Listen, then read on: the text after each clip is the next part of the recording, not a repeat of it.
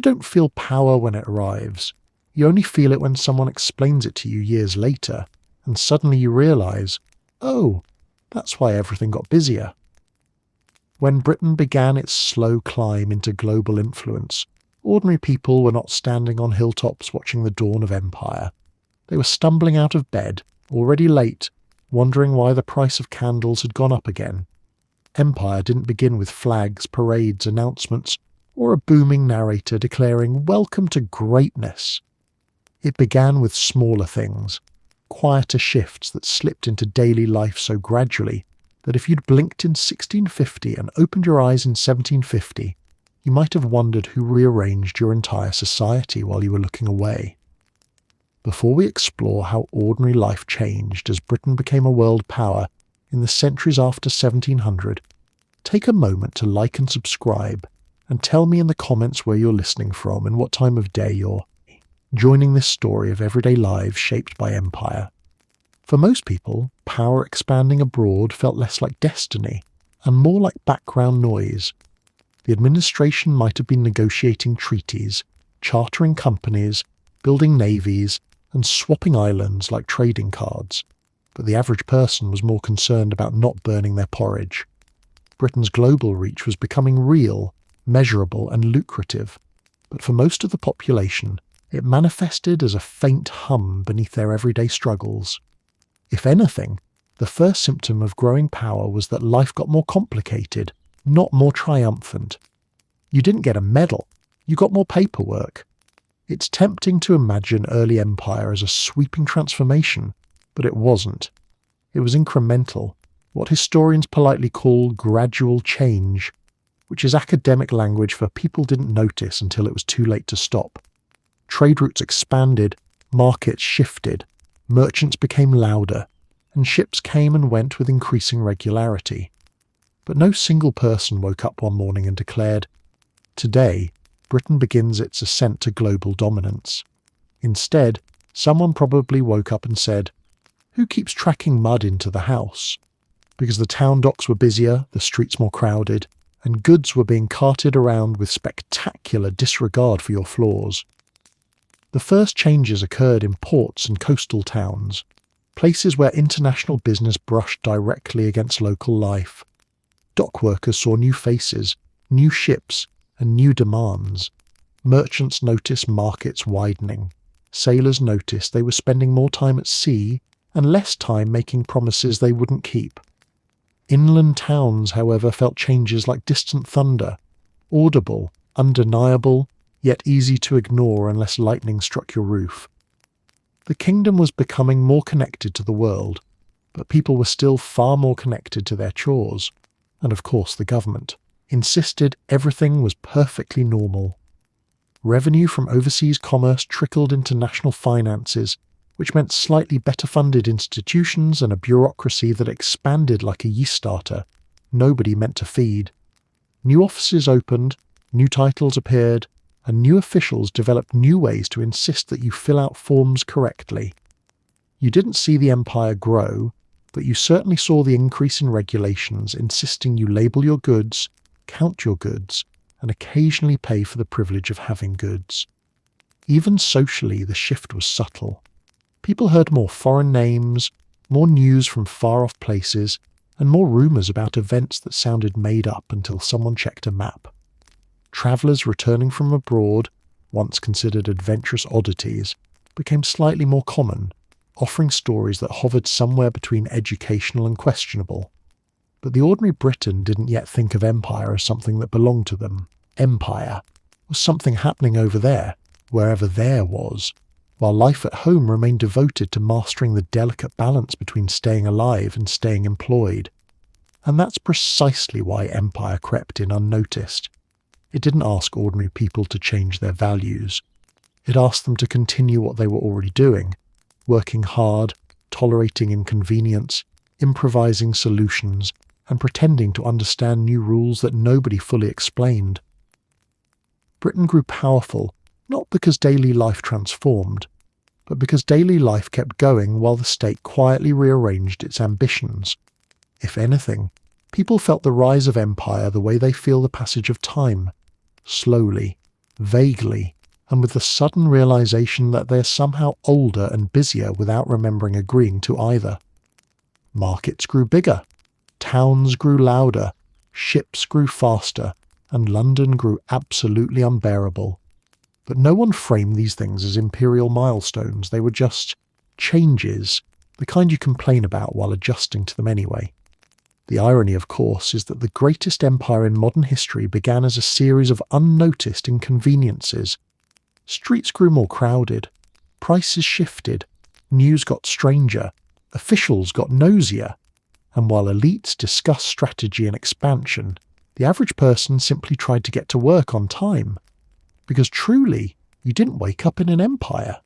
You woke up late for work in one. If you want to understand how Britain quietly rewired its own daily routines during its rise to global power, you need only look into a teacup. It's a small object, politely sized, totally harmless. Unless you know where it came from, what it cost, who risked their life for it, and who in your household would riot if you ran out.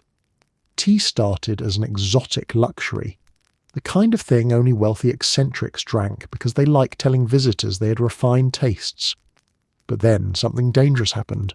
Ordinary people got a sip. And once they did, Britain's future was sealed, because nothing spreads as fast as a cheap addiction. By the late 17th and early 18th centuries, tea was sneaking into British homes the way suspicious characters sneak into crime novels. Quietly, stylishly, and with a backstory no one bothered to ask about. The first people to embrace it were the upper classes, who enjoyed tea because it made them feel worldly. The middle classes then adopted it because it made them feel upper class, and the working classes adopted it because it kept them awake through shifts designed by people who drank tea for pleasure, not survival. In a matter of decades, Britain transformed from a nation fueled by ale to a nation powered by hot, caffeinated ambition. The rise of tea was not peaceful. Tea was expensive, eye-wateringly expensive, thanks to long voyages, unpredictable markets, and the questionable decision to rely on one massive trading company run by men who believed accountants were optional. So at first, tea was purchased in tiny quantities and guarded like treasure. Households locked it in special boxes, with keys kept on the person of the lady of the house, who suddenly became the gatekeeper of national productivity. Servants were accused of stealing it, neighbours accused each other of watering it down, and everyone accused the government of charging too much for it. Which, to be fair, it did. But tea alone didn't tell the full story. It came with accomplices, sugar and spices. Sugar especially became the quiet tyrant of the British kitchen. It sweetened everything from tea to medicine, from cakes to casual bribery. And while tea could technically be enjoyed without sugar, most people refused to consider such barbarism. Sugar became the ingredient that turned a drink into a ritual into a habit, and a habit into a national identity. Tea without sugar was like a holiday without food, technically still an event, but no one would attend willingly, and this is where the crime scene metaphor becomes distressingly accurate. The soothing drink warming British hands came at the cost of brutal plantations thousands of miles away. But the average tea drinker didn't know that, and frankly, even if they had, their reaction would likely have been, "That's terrible. Now pass the sugar, my tea is getting cold." Because comfort has a peculiar way of dulling moral instincts, and few things were more comforting than a hot drink in a cold climate. What made the whole situation even more absurd was how tea reshaped the daily schedule. Workers drank it before their shifts to wake up, during breaks to keep going, and afterward to persuade themselves they had made responsible choices that day. Families gathered around the kettle the way they once gathered around the hearth. The nation's emotional centre moved from the fireplace to the teapot. Tea didn't just warm people, it organised them. Merchants, seeing the rising demand, behaved exactly as you'd expect. They raised prices, lowered morals, and invented ingenious ways to cheat customers. Tea was stretched with herbs, twigs, and occasionally substances that should never be steeped in boiling water. Sugar, meanwhile, was smuggled with more enthusiasm than some political pamphlets. People didn't just crave these goods, they relied on them, which made deception profitable. If you were drinking cheap tea in the 18th century, you might want to know that it wasn't tea, or perhaps you'd prefer not to know. After all, ignorance pairs beautifully with hot beverages. As tea consumption spread, it also quietly redefined social interactions. Offering tea became a sign of hospitality, refinement, stability, and the unspoken question, do you approve of my taste and household management? Refusing tea became suspicious. What kind of person refuses tea? What are they hiding? Tea drinking became so normalized that even people who didn't like tea drank it anyway, because not drinking tea made you look like you had something to confess. Yet beneath the domestic calm, the global machinery grinding away to support this habit was staggering. Ships crossed oceans, braving storms, disease, and the occasional pirate who also enjoyed hot beverages. Plantations operated at immense human cost. Fortunes rose and fell on the tides of demand. Also, a British worker could return home, collapse into a chair and declare, finally, something nice, without realising that their comfort was someone else's catastrophe. Tea became the perfect symbol of Britain's transformation during its rise to power, comforting at home, violent abroad, elegant in a cup, ruthless in its origins. It represented global reach disguised as domestic routine. It demonstrated how ordinary life could absorb extraordinary systems without blinking, and it proved, more than anything, that humans will justify almost anything if it tastes good with hot water. Because yes, tea was relaxing. The supply chain was not.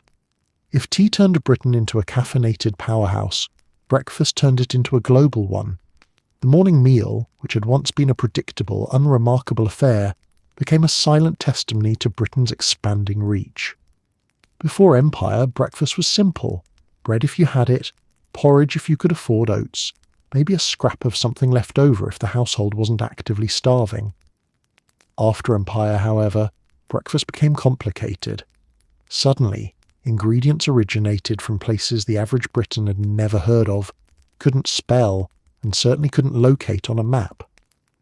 By the 18th and 19th centuries, your morning routine looked less like a meal and more like a miniature world tour, minus the vacation, plus the moral ambiguity.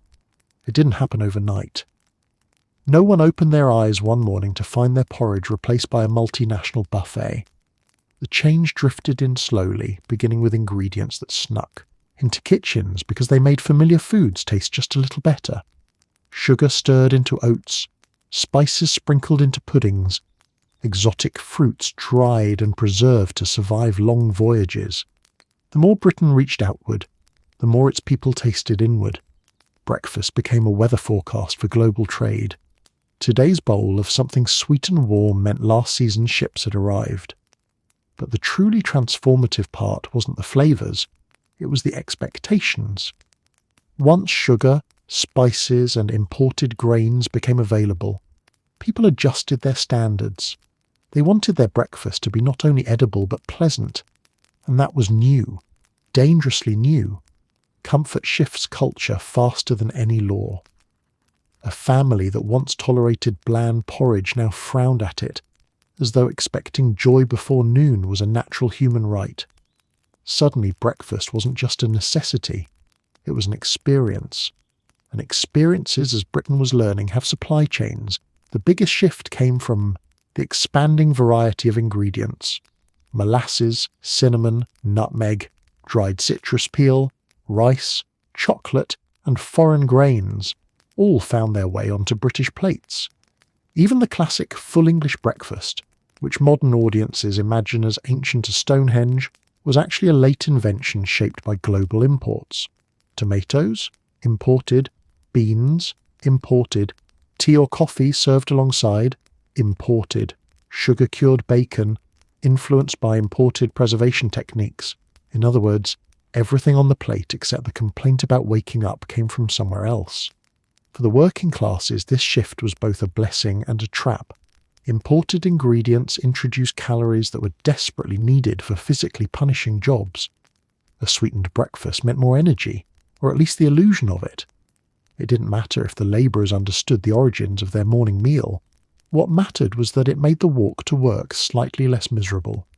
But with demand rising, prices and dependence rose too.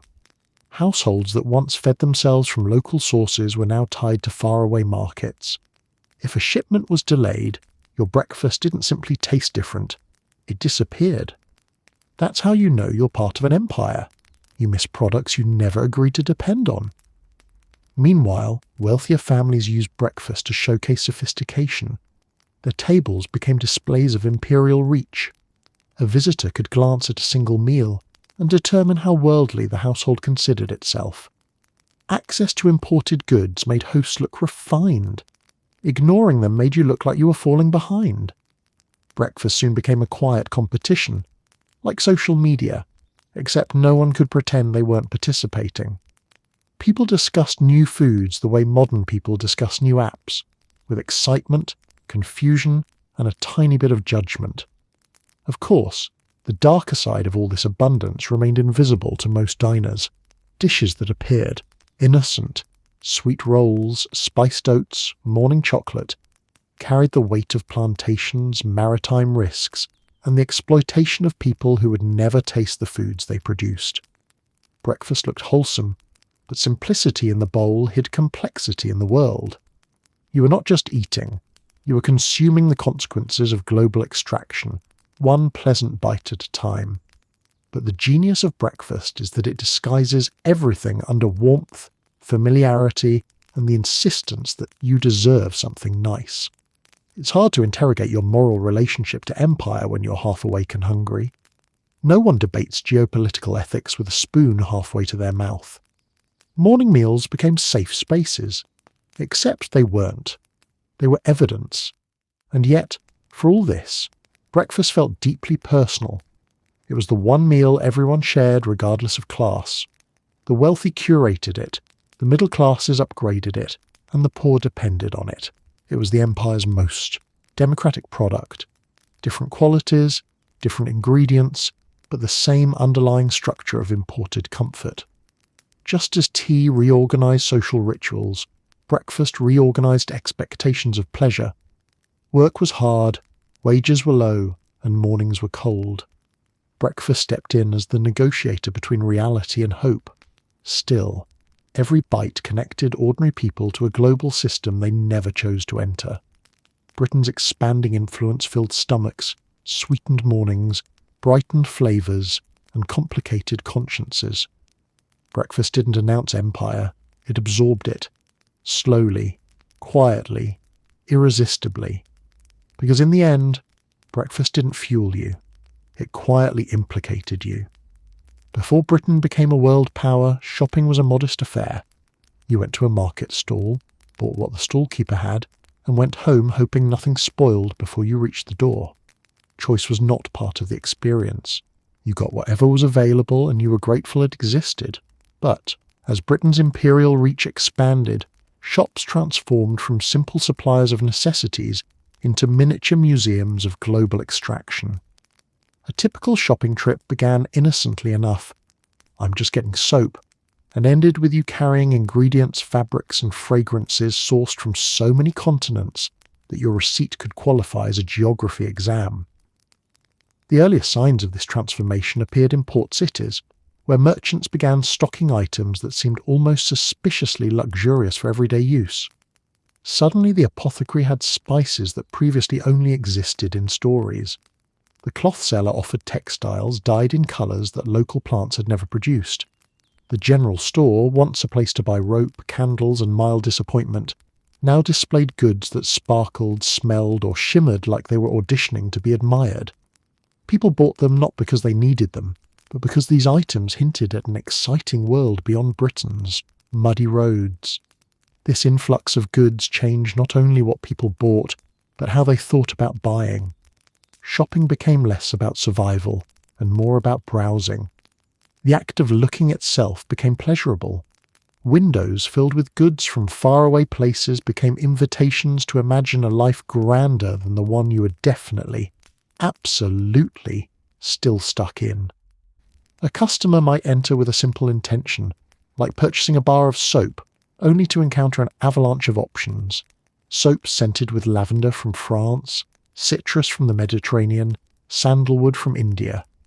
Even deciding how to smell became an international negotiation, and because Britain was importing more than ever, merchants grew clever. They didn't just display goods, they arranged them dramatically, placing spices beside fine china, beside cotton prints, beside decorative boxes, because nothing encouraged spending like the illusion that items were related.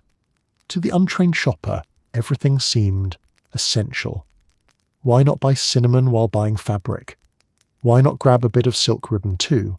After all, it travelled so far just to be here, the polite thing would be to honour its journey. Even the language of shopping changed. Goods once described simply as cloth became calico, muslin, chintz, names that rolled off the tongue with just enough foreignness to feel sophisticated. You could go home and tell your neighbours, "I bought chintz today," and watch them pretend to know what that meant. Merchants certainly knew. These fabrics, mass-produced abroad, were cheaper and more colourful than anything local weavers could manage, which meant domestic textile workers suddenly found themselves competing with the world. Globalisation had entered the shop, and it did not knock first. But for the average shopper, this competition was invisible. What they saw was abundance. Shelves that once looked sparse now overloaded themselves, bending under the weight of imported objects no one had previously imagined wanting. Powdered dyes, scented oils, exotic wood trinkets, ceramics painted in styles that looked nothing like British artistry. Even ordinary household items became more elaborate. Why buy a plain comb when you could buy one carved from imported ivory? Of course, you didn't know it was ivory. You just knew it looked fancy and cost more than you intended to spend. This abundance shifted domestic expectations. Households began equipping themselves with goods that mirrored global trends. A kitchen table could now display bowls painted in Chinese styles, plates glazed with Middle Eastern techniques, and utensils influenced by French fashion. The world shrank into the size of a cupboard. Guests no longer judged your household on cleanliness alone. They judged it on curated evidence of international participation. But this dazzling display had a troubling shadow. Most shoppers didn't know, or didn't want to know, how these goods reached the shelves. Behind every imported object lay a chain of labour, coercion, danger, and economic imbalance that no shopkeeper advertised. Nobody pinned a card reading, "This item was produced under conditions that would ruin your appetite." Instead, the goods arrived sanitised by distance.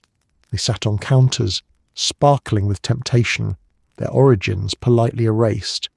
Yet even without knowledge of the politics behind their purchases, shoppers could feel the world shifting. The local economy expanded and contorted around foreign goods.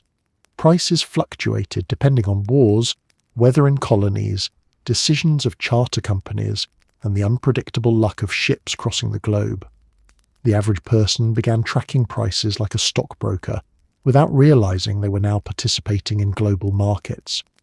You didn't intend to care about monsoon seasons in Bengal, but you did care that cotton was suddenly expensive. Even crime changed. Smuggling skyrocketed, driven by tax, imports, and insatiable demand. Entire coastal communities developed impressive, well-organized networks devoted to moving goods without government permission. Some households bought illicit tea, sugar, or spices knowingly. Others preferred not to ask questions. If the product smelled good and cost less, morality could wait. In short, the empire didn't just touch daily life, it stocked it. Shopping became a small adventure in global entanglement. You entered a shop to solve a simple problem, like not smelling unpleasant, and left with items whose origins linked you to continents you couldn't pronounce. You didn't intend to become part of an economic engine spanning oceans, but you did. Because truly, you went in for soap and left holding half the planet. For most of human history, a person's work was deeply local. You farmed the land nearby, made goods for people who lived down the road, or sold services to neighbours who knew exactly how good or terrible you were at your job. Then Britain's expanding global influence arrived and quietly rewired the entire structure of employment. Suddenly, Your job security depended on weather patterns in the Caribbean, conflicts in India, harvests in North America, piracy off Madagascar, economic policies crafted by people you'd never meet, and shipping routes that looked like a toddler had attacked a map with crayons. You were still in Britain, but your livelihood travelled so far away it occasionally forgot to send postcards. The transformation began with the explosive growth of maritime trade. Ports didn't just get busier, they became machines of movement, swallowing labour and spitting out new kinds of work at a dizzying pace. Dock workers, sailors, rope makers, shipwrights, coopers, chandlers, packers, clerks, accountants, inspectors, brokers, porters, and the occasional person whose only job was to yell accurate directions at confused visitors, all suddenly found themselves essential to Britain's expanding economy. Even people who lived miles inland felt the shift. Goods needed to be transported, counted, stored, insured, advertised, weighed, taxed, retaxed, and occasionally lost in ways that benefited someone who was definitely not the customer. Jobs that had never existed before popped up like mushrooms after rain, except these mushrooms smelled like tar, salt water, and optimism. But the most dramatic change came from industries that had once operated independently of international sources. Textile production, metalworking, pottery, and manufacturing began relying on imported raw materials. Cotton mills in Lancashire needed cotton from faraway plantations. Ironworks depended on ores or fuels influenced by global prices. Potteries in Staffordshire required imported clays and glazes. Entire towns, not just factories, began organising their destinies around shipping schedules. If goods arrived early, work sped up. If goods were delayed, everyone waited, complained, or panicked, depending on their temperament. It was the birth of an entirely new experience, global anxiety.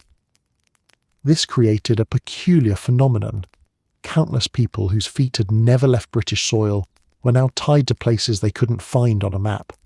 A weaver in Manchester might not know where Bengal was, but Bengal absolutely determined whether you worked overtime or went hungry. A metal worker might have no idea what international treaty Britain had just signed, but the treaty might decide how much his labour was worth. Even children understood, in ways they never should have had to, that a warehouse full of raw materials meant food on the table, and an empty one meant trouble. Sailors, of course, knew the world was expanding, because they were the ones being violently tossed around by it. But their stories became the threads that wove global awareness into local communities.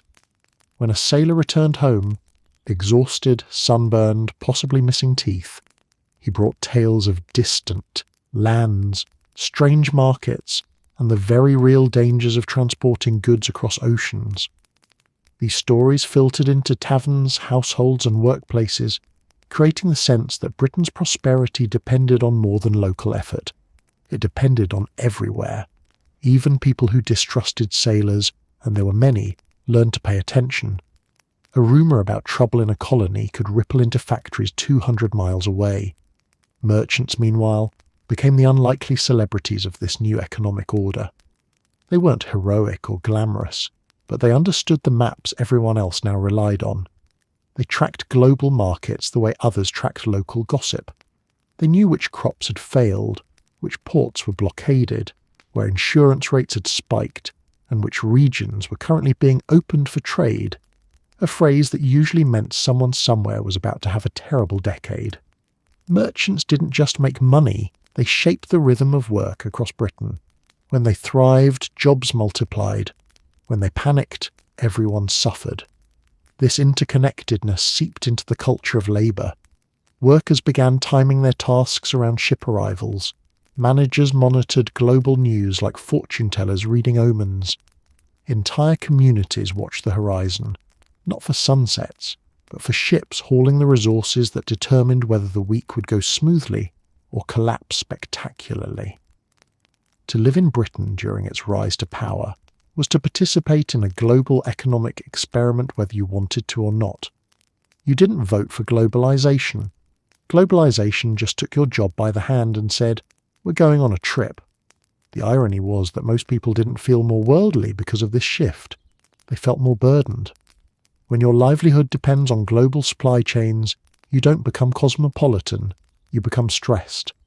And that stress had a distinctly imperial flavour. A drought in a colony meant overtime at home. A conflict abroad meant factory shutdowns. A successful harvest thousands of miles away could flood the British market and drop prices so sharply that local producers cursed the very goods they depended on. But perhaps the most striking part of this transformation was how normal it began to feel. People adjusted. They adapted. They pretended that it made sense for a farmer in rural England to know that storms in the Atlantic might delay his payments. They accepted, as though it had always been true, that global demand dictated local wages. They learned reluctantly that work was no longer a purely local act. It was a global conversation conducted through goods, wages, and the occasional shipwreck. You remained at home. You kept the same routine. Your street didn't move, but your job. It travelled across continents, rode the winds, crossed dangerous waters, negotiated unfamiliar markets, and returned home tired but profitable. Because the truth was simple, you never left Britain. Your job absolutely did. Long before doom scrolling became a hobby, Britain invented its own version, doom leafing. As the empire expanded, so did the news, literally. Newspapers grew fatter, busier, noisier, and more unhinged in their determination to tell ordinary Britons that everything happening everywhere was somehow relevant to them. You might have spent the day working, cooking, farming, or avoiding your boss, but the moment you unfolded the morning paper, it informed you, politely, dramatically, and with enough ink to stain your soul, that the world was on fire again. You survived the day. The headlines survived nothing. Originally, news had been a small local affair. A few sheets, a few stories, mostly gossip wrapped in the guise of information. But once Britain stretched itself across oceans, news expanded to match. Suddenly, events from continents away were printed with the same urgency as a neighbourhood dispute. What happened in Bengal, Jamaica, Cape Town, or Hong Kong marched straight into the British breakfast table with the confidence of a guest who absolutely wasn't invited, but insisted you had been expecting them.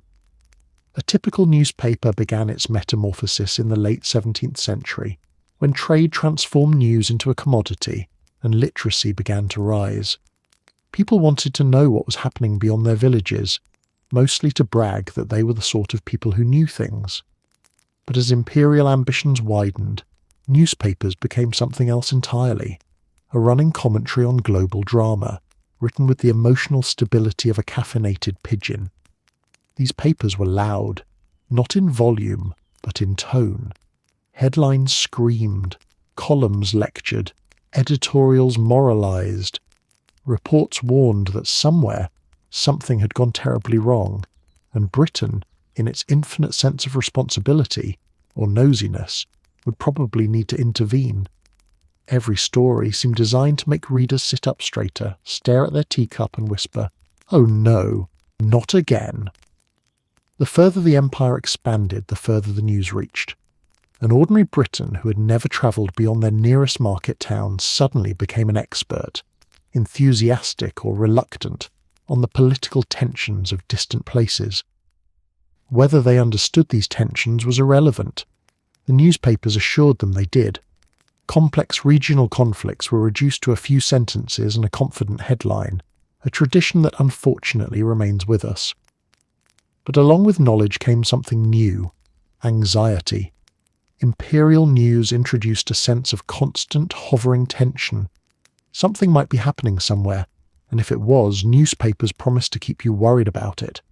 Rebellions, famines, storms, trade disputes, naval skirmishes, diplomatic breakdowns, they all spilled into daily reading. A farmer in Yorkshire could now panic about the weather in the West Indies. A tailor in Bristol could fret over unrest in a colony he didn't even know Britain possessed. The empire expanded geographically, anxiety expanded psychologically, and newspapers were happy to help. They printed casualty lists, economic forecasts, political speeches, eyewitness accounts, and rumours that had no business being published but absolutely deserved to be read. News became a spectacle. People gathered in taverns to argue about events happening thousands of miles away, despite having absolutely no stake in them. This was Britain's early version of online commenting, loud, confident, and rarely correct. Newspapers also shaped public perception of empire. They narrated expansion as triumph, danger, duty, burden, opportunity, or moral mission, depending on which paper you bought and how much the editor liked drama. Readers were trained to see Britain as globally entangled and perpetually threatened. If a port closed in Asia, if a treaty failed in Africa, if a competitor gained strength in Europe, newspapers insisted this was not simply news, it was a national emergency disguised as print. This constant bombardment changed how people viewed their own lives. Local problems felt small. Global headlines felt enormous. A leaky roof became trivial compared to crisis in the East. A bad harvest felt survivable next to shocking events in the Caribbean. The empire became a stage, and newspapers wrote every scene with maximum emotional impact. Whether or not the story was accurate was a secondary concern, and yet, despite all the fear and bluster, people kept reading. They craved updates. They debated the latest reports. They criticised the government's decisions with great vigour, despite understanding perhaps 10% of the situation. News reading became a ritual, part education, part entertainment, part emotional rollercoaster you didn't ask to board but couldn't get off. Importantly, newspapers also connected Britons to a world they would never see. They gave shape to lands that otherwise existed only as vague ideas. They created a sense of voyeuristic curiosity about climates, cultures, conflicts, and commodities. A person who never left their village might still feel informed, worldly, and opinionated because the paper told them they were. News gave people access to the empire without requiring them to sail a ship, load a cannon, or leave their comfortable chair. But with each passing year, the volume increased. More pages, more stories, more alarming headlines, more conviction that Britain was simultaneously conquering the world and barely holding itself together. Readers developed the imperial version of modern stress, a creeping sense that the world was too big, too chaotic, and somehow their responsibility anyway. Because truly, the empire didn't only change what people talked about, it changed what they worried about. You might have ended your day successfully, alive, fed, warm. But the newspapers had no such luck. They ended every day dramatically, catastrophically, insisting that somewhere, something was collapsing. You survived the day. The headline survived nothing. If you want to know what an expanding empire felt like, not politically, not economically, but physically, you only needed to walk down a British street in the 18th or 19th century.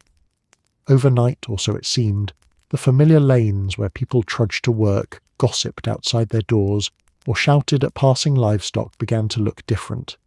Not dramatically, not architecturally, just subtly wrong, or subtly exciting, or subtly confusing, depending on your relationship to sudden change. Your neighbourhood didn't move, your house stayed exactly where it had always been. But the world slipped into your street all the same. Your street didn't change, it just acquired accents. The first thing people noticed was the materials. Britain had always relied on wool, wood, and local stone. But as trade expanded, merchants, artisans, and travellers brought home fabrics, dyes, and objects made from materials that seemed almost magical. Suddenly people were wearing cotton so light it felt illegal. They carried items lacquered with glossy finishes that looked too fancy for the climate. They paraded shawls from India, parasols from China, and handiwork carved from woods no British forest had ever produced. For the average passerby, this created an odd effect. You saw objects that didn't belong, but were undeniably intriguing. A neighbour might stroll past wearing patterned fabric in colours brighter than anything produced locally. Another might display a fan painted with scenes from distant places. Even simple items, buttons, ribbons, boxes, took on new shapes and textures. The street became a display shelf, each resident a walking advertisement for the empire's expanding consumer palette. And then came the smells. If you were alive during this period, your nose lived in a perpetual state of confusion. Traditional British streets smelled like smoke, manure, fish, rain, and the faint aroma of despair. But suddenly, the breeze carried hints of cinnamon, nutmeg, cloves, tobacco, tea leaves, foreign oils and perfumes made from flowers that did not survive British weather. The mix was sometimes pleasant, sometimes horrifying, but always unmistakably not local. Imagine stepping outside expecting cold air and chimney soot, and instead encountering a swirl of imported fragrances drifting from shops or the coats of passers-by. Even the taverns smelled different once imported goods started lining their shelves. You could tell the empire was growing because your street no longer smelled like home. It smelled like some place that had never personally invited you. But the most striking transformation was visual. Empire introduced new styles, and people, especially those seeking any opportunity to look fashionable, embraced them with reckless enthusiasm. Patterns grew bolder, colours grew richer, accessories grew more elaborate, and with every imported fashion, the streets grew louder, not in sound, but in appearance. A British street of the period became a parade of silhouettes and fabrics adapted, or badly imitated, from styles encountered abroad. Women's gowns incorporated imported textiles. Men's suits adopted cuts influenced by other cultures. Even hats multiplied in variety, some tall, some wide, some decorated, some questionable. To an untrained eye, it looked as though everyone had collectively decided to dress for a masquerade ball despite having no event to attend. And that was just clothing. Buildings began accumulating decorations inspired by foreign designs. Shop signs displayed exotic motifs meant to advertise imported goods. Even household items left on windowsills, pots, baskets, lanterns, reflected global aesthetics. This wasn't deliberate multiculturalism, it was accidental sensory overload. People wanted whatever seemed new, exciting, or fashionable, and merchants were more than happy to supply it. Naturally, such sudden diversity caused confusion. Older residents muttered that the street had lost its character, as though character had been a stable thing before someone brought home a brightly dyed shawl. Younger residents embraced the influx enthusiastically, reasoning that if the world was offering colour, they might as well wear it. Some people loved the new scents, others sneezed constantly. Some admired the new fabrics, others insisted cotton felt suspiciously light, like wearing nothing at all, which they did not mean as a compliment. But beneath the humour and confusion, something deeper was happening. British streets became mirrors of global interaction. People were encountering materials that travelled thousands of miles, the handiwork of strangers they would never meet. They were touching fabrics produced in climates they had never felt. They were wearing patterns inspired by artistic traditions older than their country. Empire was no longer something you read about or vaguely accepted. It was something brushing against your arm as someone walked by. This subtle transformation changed how people perceived themselves. When foreign goods entered their streets, they began to see their community not as isolated, but connected, sometimes proudly, sometimes uneasily, to a wider world. A street was no longer just a place to walk. It was a stage where the global economy paraded its greatest hits. But this parade had consequences. Local craftsmen struggled. Imported goods undercut traditional industries. And for all the excitement, there was also tension. Not everyone welcomed the sensory invasion. Some people saw the new objects as symbols of change they hadn't requested. Others embraced them eagerly, convinced that adopting foreign styles made them modern. Yet whether you loved the new textures, hated the new smells, or simply tried not to look confused, the transformation was undeniable. The street became a collage of the world. Ordinary life became a patchwork of imported sensations, and you, without ever travelling, became part of a cultural remix. Because truly, your street didn't change, it just acquired accents. Before Britain's rise as a world power, wealth differences certainly existed. Nobody's pretending medieval peasants and aristocrats shopped at the same store. But the empire didn't just widen class gaps, it illuminated them, like someone had turned every street into a stage and handed the rich a spotlight, while the rest of the population squinted in the glow. Suddenly the divide wasn't subtle, it was theatrical. You weren't poor, you were just standing near someone richer, which was unfortunately the same thing in public. The empire funneled enormous wealth into Britain, but it didn't distribute it evenly. Instead, it collected in certain pockets: port cities, merchant families, industrial hubs, and households connected to overseas ventures. These groups were not shy about displaying their success. Why would they be? They believed their prosperity was proof of progress, destiny, good breeding, or simply God's will, which happened to align perfectly with their financial interests. And so, wealth became visible in ways ordinary people could not ignore. The rich began filling their homes with imported furniture, elaborate decorations, and fabrics so luxurious they had to be gently dusted by people paid almost nothing. Parlours overflowed with exotic items: carved wood, porcelain, embroidered textiles, objects lacquered until they reflected your insecurities. Guests entered these rooms cautiously, afraid to touch anything in case it cost more than their annual salary. The wealthy called these displays taste. Everyone else called them a warning. Clothing, too, announced status loudly. Empire-era elites wore outfits that practically screamed their global connections. Silks that shimmered unnaturally in British light. Patterns borrowed from faraway artistic traditions. Dyes so vibrant they seemed personally offended by washing water. The wealthy glided through streets like decorative birds, while working people trudged behind in garments that were practical, affordable, and had never crossed an ocean. The contrast wasn't subtle, it was visible from orbit.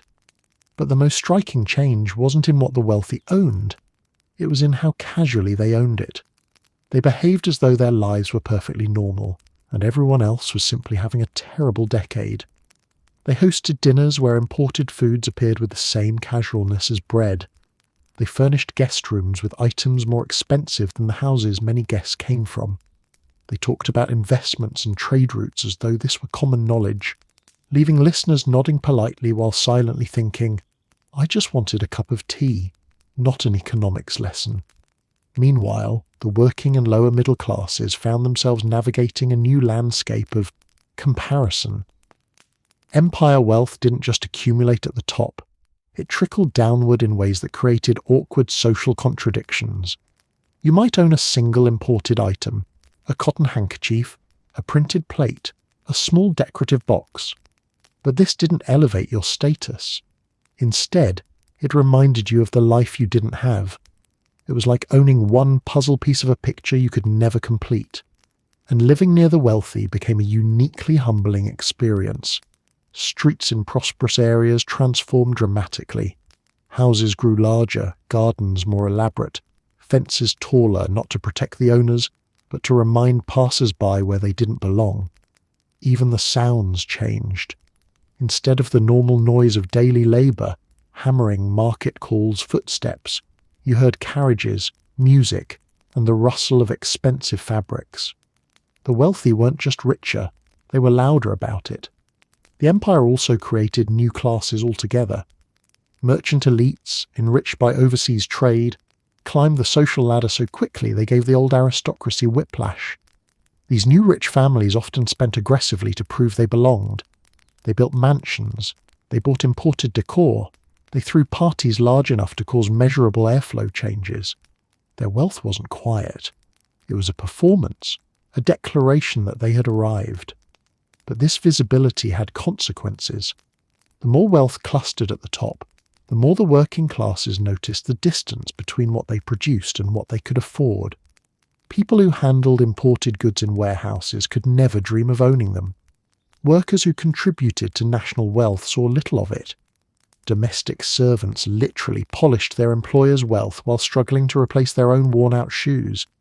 Inequality became a daily experience, not an abstract concept. You didn't need a newspaper to tell you wealth gaps were widening. You only needed to walk 5 minutes in the wrong direction. And yet, people didn't necessarily feel resentful. Many felt resigned, amused, or mildly bewildered. British society had always been hierarchical, but now the hierarchy came with props. Porcelain, drapery, sugar sculptures, imported carpets, and furniture carved so delicately that sitting on it felt like a crime. The empire made inequality not just an economic fact, but a visual environment. Still, the most ironic part of imperial wealth was how unstable it truly was. For every household flaunting prosperity, another teetered precariously on debt. Many families displayed imported luxuries they couldn't actually afford, hoping appearance alone would secure their social standing. Wealth looked solid. Often, it was merely loud. And through this spectacle, the average person had to maintain dignity. You learned to walk past mansions without staring. You learned to pretend you didn't notice the jewelled brooch shining like a small sun on someone's coat. You learned to say things like, "very lovely," with a tone that suggested you were not quietly questioning all your life choices. Because in this newly stratified world, you weren't poor. You were just standing near someone richer. As Britain's wealth expanded and class distinctions sharpened, society didn't simply become richer, it became more dangerous. Not dangerous in the sense of bandits, plagues, or runaway carts, though those still existed. No, this was a new, subtler threat, the danger of social missteps. One wrong gesture, one misplaced word, one fork lifted at a questionable angle, and your reputation could crumble like a poorly constructed pudding. In this tense new world, manners didn't evolve as a sign of politeness. They evolved as protective gear. Manners weren't polite, they were defensive. Empire had created new wealth, new status markers, and new anxieties. People who suddenly found themselves climbing the social ladder had no idea how to behave in the upper reaches. Those already at the top were desperate to keep everyone else out. This produced a perfect storm, a society obsessed with etiquette because etiquette became the most efficient way to separate those who belonged from those who very much did not. The upper classes, flush with imported luxuries and global connections, tightened their social codes with impressive creativity. There was no handbook, only invisible rules enforced with terrifying consistency.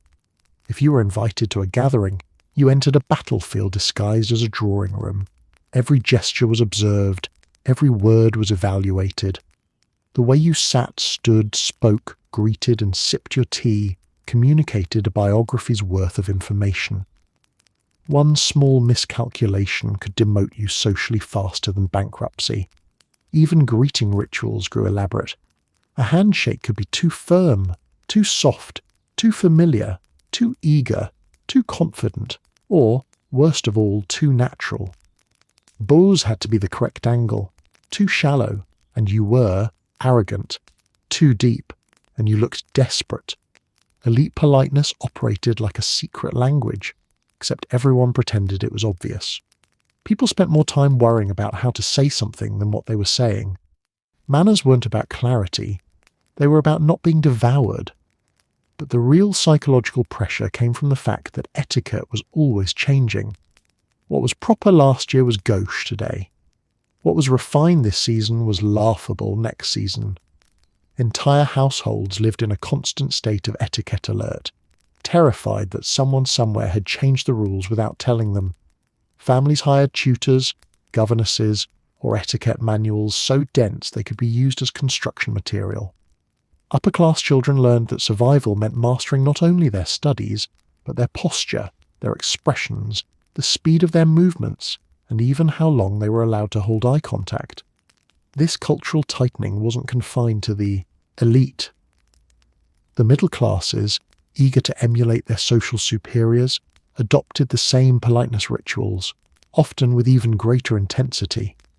Middle-class respectability was a performance, and like all performances, it demanded rehearsal.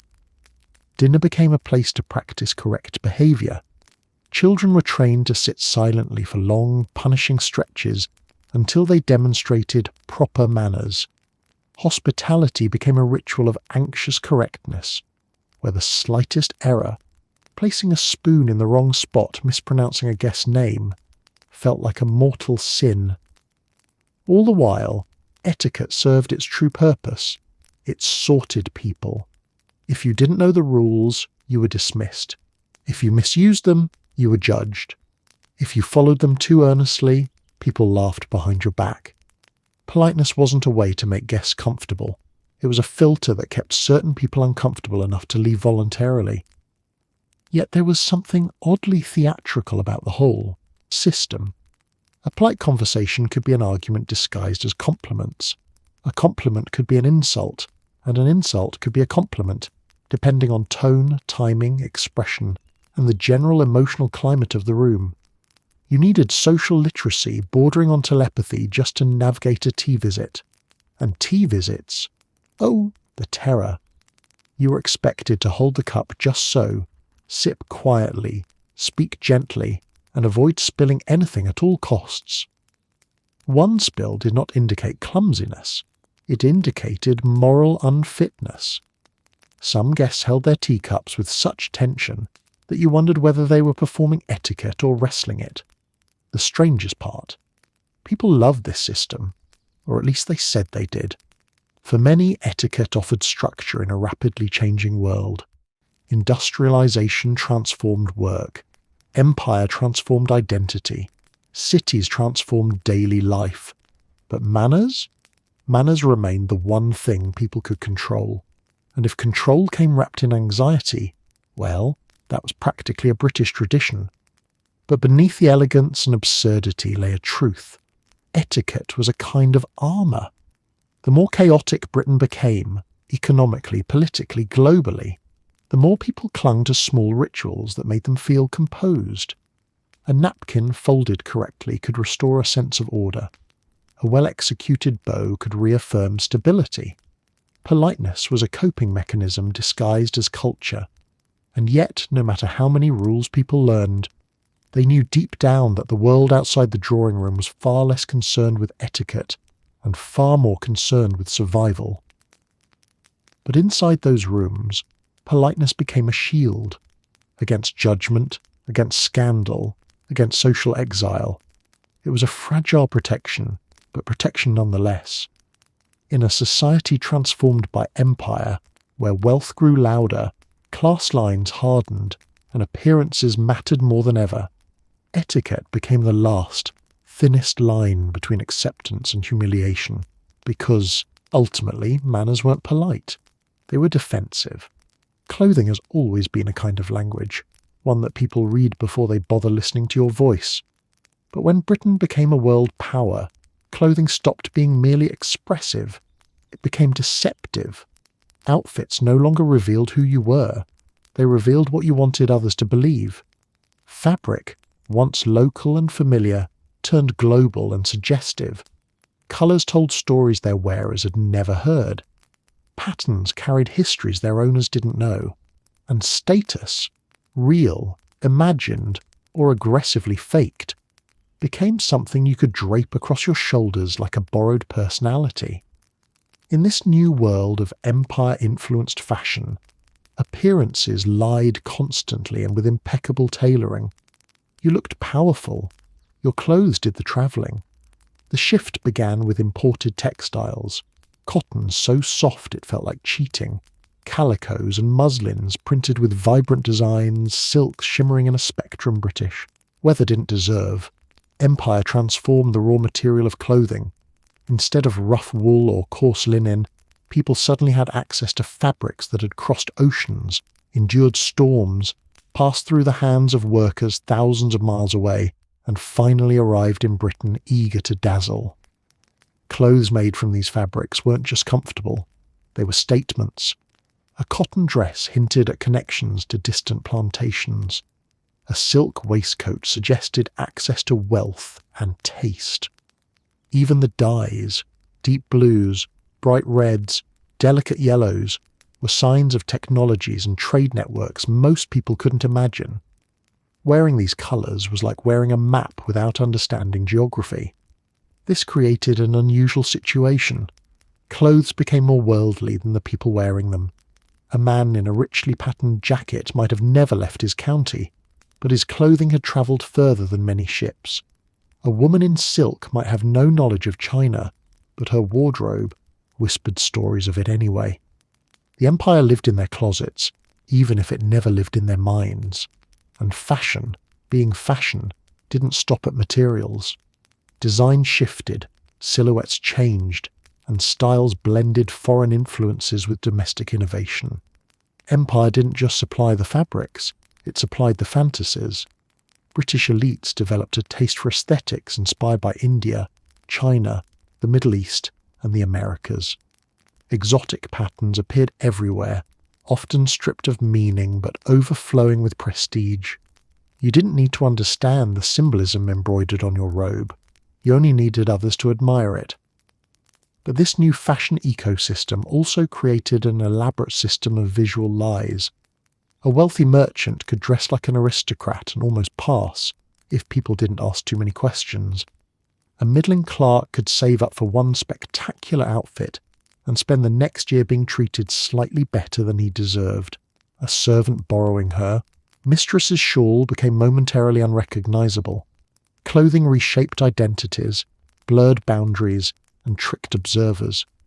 The social hierarchy remained rigid, but appearances introduced just enough ambiguity to keep everyone suspicious. The greatest deception, however, hid beneath the aesthetic. Clothing masked the labour that created it. A dress might look graceful and effortless, but every stitch was built on someone else's exhaustion. Cotton spinning mills roared with deafening machinery. Plantation workers laboured under brutal conditions.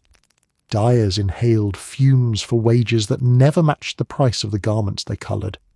Tailors and seamstresses sewed late into the night, their eyesight surrendering long before their debts did. Yet none of this appeared on the final product. The wearer saw beauty, the street saw elegance, the garment whispered nothing about the humans who made it possible. Fashion turned labour into invisibility, and invisibility into luxury. For the upper classes, this deception was not a bug, it was a feature. Clothing allowed them to perform refinement. Elaborate gowns, imported lace, embroidered waistcoats, opulent cloaks. These outfits weren't just outfits.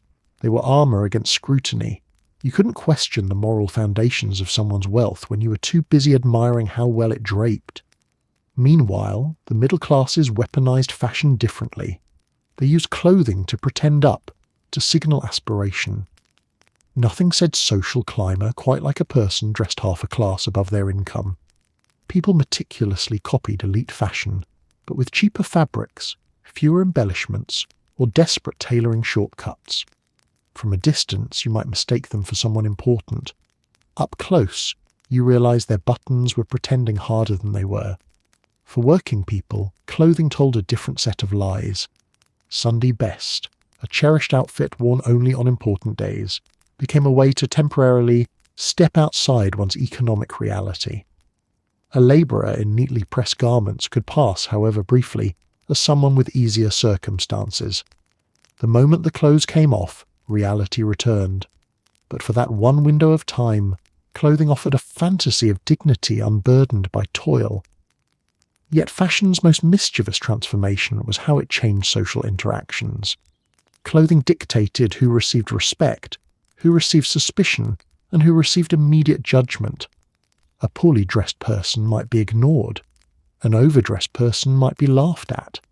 A stylishly dressed person might be admired or criticised behind their back for trying too hard. Fashion became competitive. People dressed not just for warmth or modesty, but to win. And through it all, clothing whispered lies. It concealed hardship. It exaggerated success. It suggested experiences never lived and knowledge never learned. It pretended the wearer belonged to a world they might never touch.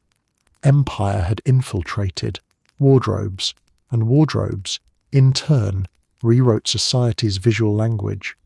To walk down the street was to read a novel written in fabric, true stories, half-truths, and complete inventions woven together in every thread. Because in the age of empire you looked powerful. Your clothes did the travelling. If streets revealed the empire through passing fabrics and unfamiliar scents, then stepping inside a British home during the height of imperial expansion revealed something even stranger. A space that no longer matched the country it physically occupied. The walls were British, the floors were British, the draught whistling through the window was extremely British. But everything inside the home, that belonged to the world. You lived in Britain, your living room lived elsewhere. The transformation didn't happen all at once. At first, the wealthy displayed a few imported luxuries, curiosities meant to spark conversation. A porcelain vase with impossibly fine glazing, a lacquered box that shimmered like a polished beetle wing, a small carved figure whose origin nobody knew but everyone praised. These objects were proof of connection, signs that the household was plugged into a larger world. They announced, silently but unmistakably, this home is relevant. But as the empire expanded and trade networks strengthened, foreign goods flooded British interiors with such enthusiasm that homes began to resemble curated museums, though without the labels, the security, or the educational intent. Drawing rooms overflowed with decorative items, Chinese tea sets displayed so precariously guests were afraid to breathe, carpets woven in distant lands and placed where muddy British boots would eventually ruin them, tapestries depicting scenes the owner couldn't explain, and cabinets stuffed with seashells, stones, feathers, and objects collected or stolen from places few residents could locate on a globe. The most fascinating part wasn't the objects themselves, but the confidence with which people pretended they understood them. A guest might ask, "What does this carving represent?" And the host, who bought it because it looked expensive and vaguely meaningful, would gesture vaguely and say, "Ah, yes, a symbol of, well, tradition." This was enough. Nobody pressed further. Pressing further risked revealing that nobody in the room knew anything. Even modest households absorbed imperial influence. They couldn't afford ornate silk wall hangings or imported rugs, but they could buy printed plates inspired by distant art, inexpensive knockoffs of overseas designs, or small decorative items mass-produced for middle-class consumption. These weren't authentic. They were affordable. Empire created a hierarchy of objects, original foreign art for the elite, and ideas of foreign art for everyone else. Still, the symbolism remained. A family who proudly displayed an imported bowl didn't own luxury. They owned participation. It was a way to say, we too belong to this expanding world, even if the world in question would never hear about them. Rooms took on new personalities. A parlour might contain items from India, China, the Caribbean, the Middle East, and Africa, all placed together not because they belonged together, but because they were equally impressive to guests. Cultural meaning collapsed under the weight of decorative enthusiasm. A mask meant for ritual use might hang above a mantelpiece beside a decorative fan and a tea set, all arranged as though someone had decided the theme of the room was simply elsewhere. New social rituals emerged. Hosts guided guests on miniature tours of their own homes, showing off imported treasures the way people today show off vacation photos, except most hosts had never visited the places their objects came from. In fact, the less they knew about the place, the more they tended to romanticize it. Homes became theatres of aspiration, all performance and no accuracy. But this wasn't only about aesthetics or ignorance, it was also about status. The empire created new access to goods that signalled wealth, sophistication, and global awareness. Owning foreign decor became a form of social currency. Families displayed objects with strategic placement near entryways, so visitors would immediately register the household's taste and success. You could tell a remarkable amount about someone's status by counting the decorative items in their front room and mentally estimating how many local labourers could have been paid with the same amount. And yet, behind this curated glamour lay something far less glamorous: distance. distance from the labour that produced the goods, distance from the cultures they belonged to, distance from the inequalities that made them affordable. A shining porcelain vase carried no hint of the long skilled labour that shaped it. A richly dyed fabric hid the hands that dyed, washed and stitched it under punishing conditions. Decorative box forgotten on a shelf said nothing of how it travelled across oceans, nor the people who never chose to participate in that journey. But inside British homes, none of that was visible. What was visible was pride and sometimes insecurity. A house filled with elaborate imports suggested success, but it also implied a responsibility. The owner had to keep up. As global goods became more accessible to the wealthy and middle classes, the competition escalated. Owning one vase wasn't enough. You needed several. A decorative fan was nice, but an entire fan collection was better. If your neighbour displayed 3 imported items, you displayed 5. Imperial decor became a quiet arms race. Middle-class families, eager to imitate elite households, filled their homes with factory-made replicas. They bought painted plates with motifs inspired by Asia, although produced entirely in Staffordshire. They purchased cheap prints depicting distant landscapes they had never seen. They decorated with Oriental-style curtains whose closest brush with Asia was the warehouse worker who unloaded the shipment. Still, the effect was the same.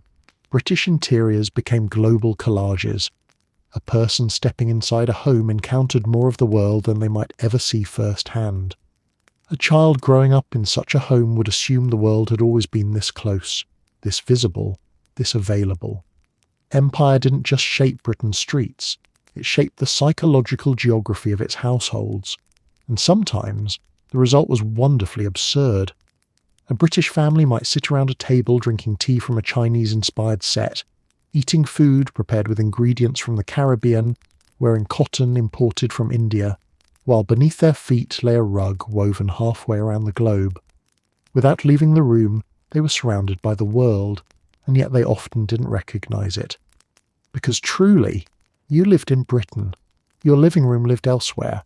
As the empire expanded, Britain didn't just reshape the work of adults, it rewired the childhoods of those who would eventually inherit this sprawling global project. Children had once lived relatively small lives. The world was their home, their street, their church, their chores, and, if they were lucky, the nearby field where they escaped chores. But empire stretched childhood in directions no child had asked for. Suddenly, their futures were imagined across continents. Their games, lessons and expectations hinted not at a simple life ahead, but a bigger life, one they were expected to be ready for long before they understood what ready meant. Childhood wasn't innocent, it was preparatory. Education, once focused on basic literacy and moral instruction, became infused with imperial purpose. Schools taught reading, writing, arithmetic, and destiny. Textbooks filled with maps painted Britain in proud, unwavering red suggested the world was already arranged for British involvement. Children grew up staring at globes that resembled family property more than geography. If you were a schoolchild in the 18th or 19th century, cartography leaned heavily toward encouragement. Look, children, so many places you've never been, but don't worry, someone from here will handle that eventually. History lessons became less about the dusty past and more about heroic expansion. Great explorers were praised for bravery, endurance, vision, and, most importantly, being British. No one mentioned that many of these discoveries involved walking into other people's homes and declaring ownership, with the confidence of a child picking teams for a playground game. Children absorbed this narrative eagerly. It was easier to believe the world had been waiting patiently for them than to confront the complexities of global power. Meanwhile, geography classes turned into something resembling military briefings for 8-year-olds. Students memorized rivers, mountains, climates, trade routes, and regions rich in resources. Teachers explained not just where things were, but what they were useful for. This turned children into miniature strategists, able to identify which part of the world produced the sugar, tea, cotton, rubber, spices, or wood their households relied on. They didn't fully understand the implications, but they understood enough to imagine themselves participating in it someday. Even literature subtly reinforced imperial identity. Adventure stories whisked young readers off to deserts, jungles, islands, and imagined territories where brave British protagonists faced challenges, outwitted enemies, and inevitably triumphed. These narratives didn't just entertain, they instructed. They whispered, "One day, this could be you, even if you were a child who became tired walking uphill." And then there was discipline. The Empire thrived on order, obedience, and efficiency, so schools adopted these qualities with unnerving enthusiasm. Routines were strict, schedules were rigid, silence was mandatory. The school day became an exercise in early bureaucratic conditioning. Children learned to march, memorize, recite, and repeat. Skills that prepared them not just for exams, but for the structured, hierarchical world imperial society demanded. Yet the pressure extended beyond the classroom. Parents, conscious of the new opportunities and responsibilities created by empire, raised children with an eye toward broader horizons. Sons of merchants, sailors, clerks, and professionals were encouraged to imagine careers that might take them overseas. Even families with no realistic prospect of travel talked about the world as though their children had an unspoken obligation to understand it. Ambition entered the nursery long before children entered adulthood. For elite families, this expectation became even more extreme. Boys were groomed for public service, colonial administration, the military, law, or imperial commerce. They were taught languages, manners, leadership, and decisiveness before they lost their baby teeth. Tutors drilled them on ancient history, moral philosophy, and the importance of representing Britain abroad.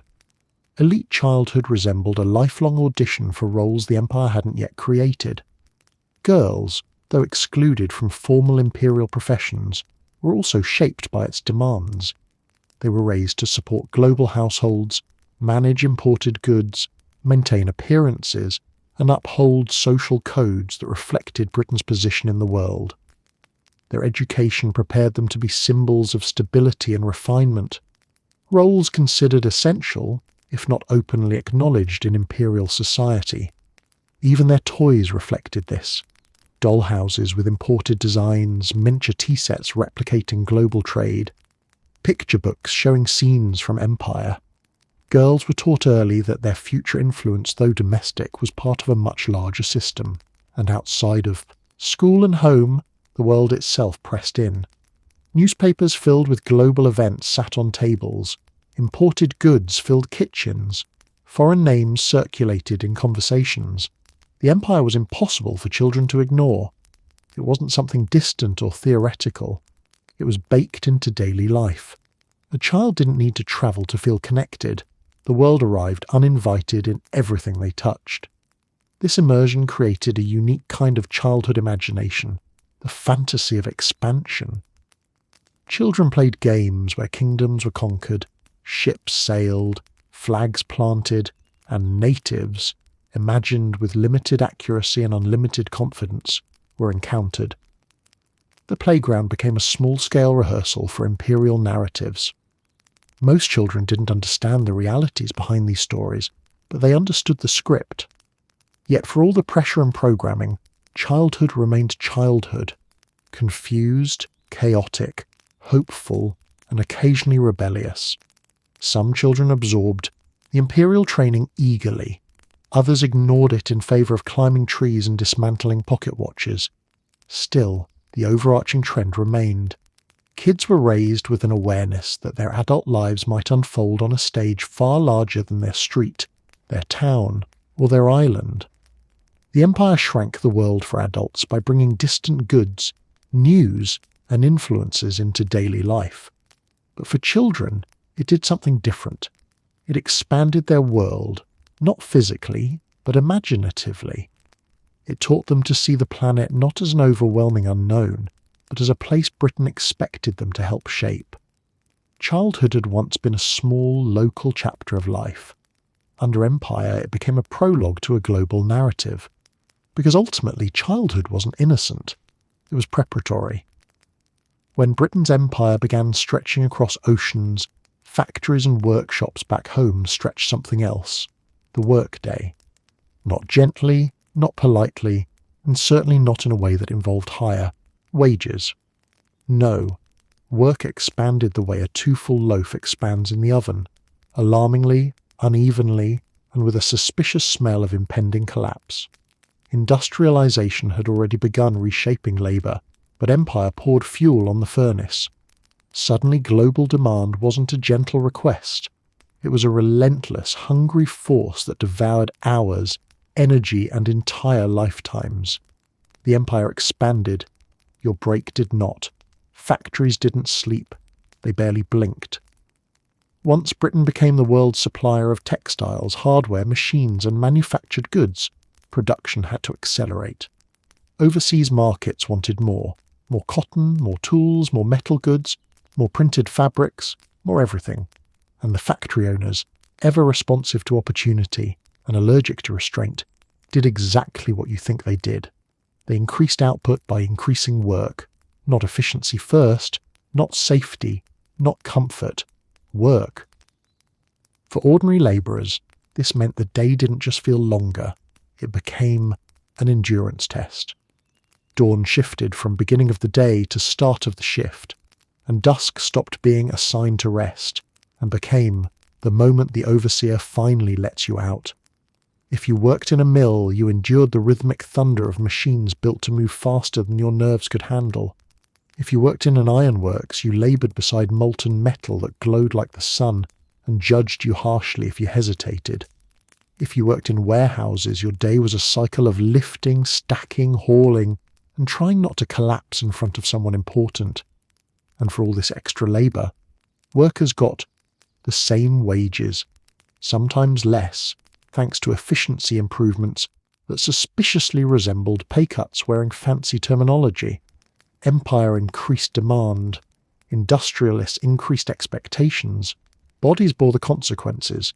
New jobs, new industries, same exhaustion. The empire didn't just expand the workload in existing industries, it created entire new categories of employment. Steam engines needed crews, ships needed builders, railways needed armies of workers, foundries needed skilled and unskilled labourers, mines needed more hands, warehouses, docks, transport networks, all expanded under the weight of global trade. And yet in nearly all these jobs the pattern repeated. Longer hours, heavier demands, minimal rest. You could be a mechanic maintaining steam engines that never stopped. You could be a coal miner digging the fuel that powered factories tied to distant markets. You could be a child sweeping cotton lint off the factory floor because your small size was considered an advantage by people who deserved far fewer advantages themselves. Regardless of your role, one truth remained constant. Empire did not lighten your workload, it multiplied it. The workday became elastic. Your spine did not. A 12-hour shift became normal.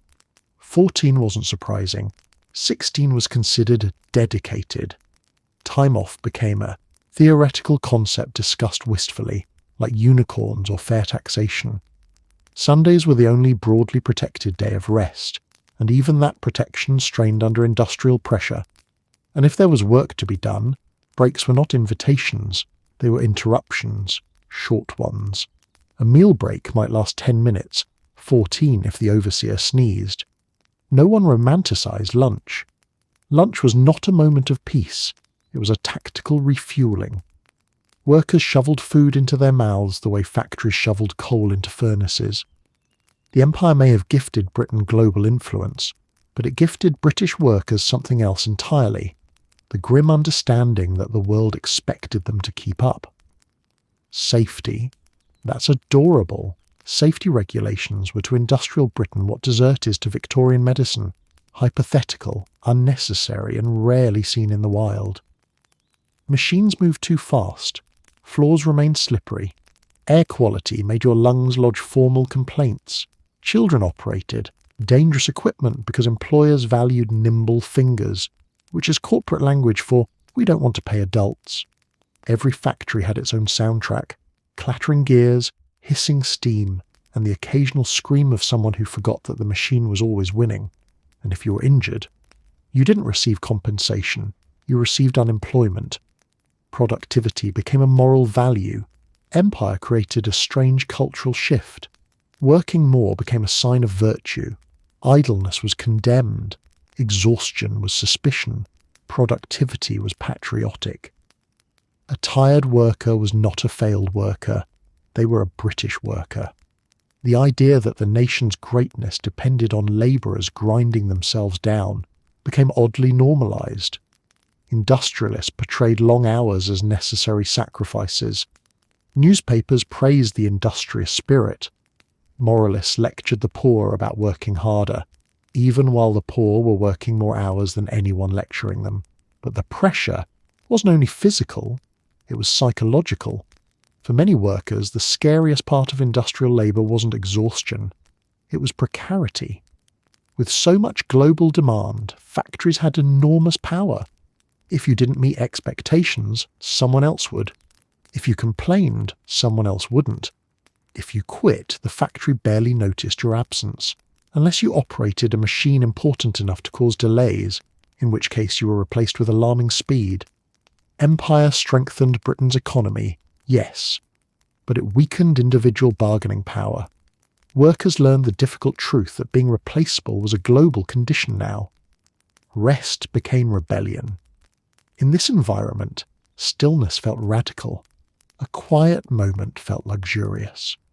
Workers found small ways to reclaim humanity, singing on the walk home, slowing their pace just slightly when no one was looking, sharing jokes in whispers, or savouring a fleeting moment of sunlight during the walk between buildings. They weren't lazy. They were human beings refusing to become gears, but the machinery of empire-driven industry kept turning, faster, louder, hotter, more demanding. The empire grew. Productivity expectations grew. British exports grew. What didn't grow?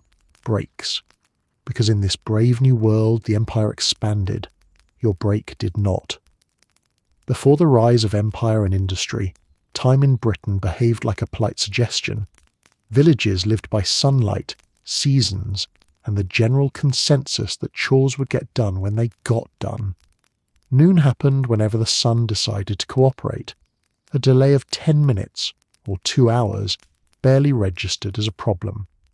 But once Britain became a global power plugged into shipping routes, factory whistles, international markets, and bureaucratic schedules, time hardened into something else entirely, a disciplinarian.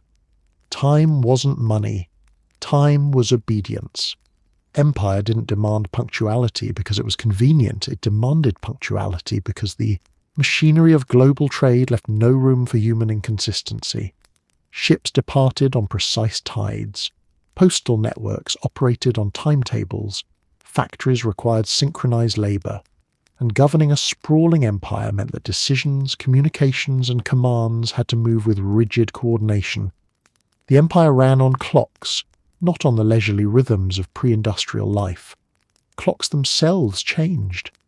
Once rare household luxuries, they became fixtures in workplaces, public squares, train stations, schools, and even modest homes. Their very presence was instructive. You will be measured. The ticking wasn't neutral, it was a reminder. Every second was accountable. Every minute had value. Every hour had a designated purpose. Human life reorganized itself around machinery that did nothing except judge silently. Factories, of course, led the charge. The sound of the factory whistle became the soundtrack of British life. It rang out not as a friendly notification, but as a command.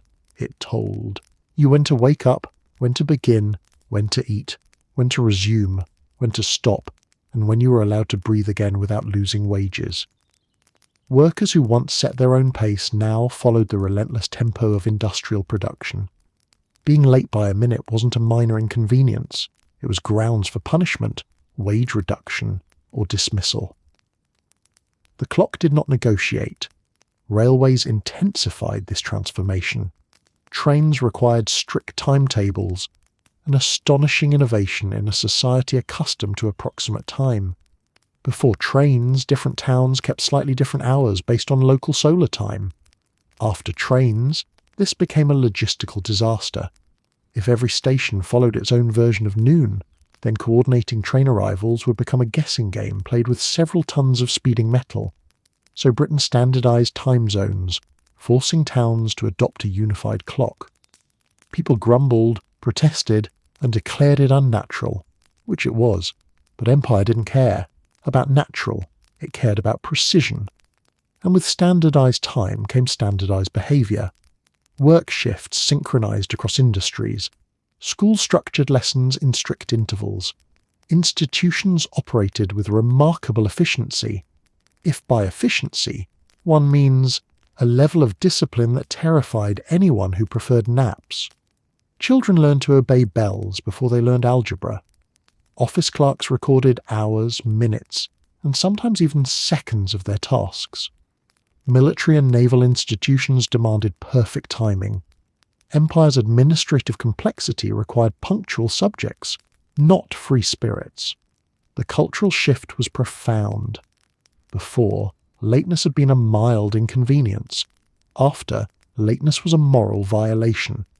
Being late meant disrespecting your employer, your colleagues, your nation, and depending on who was lecturing you, civilization itself.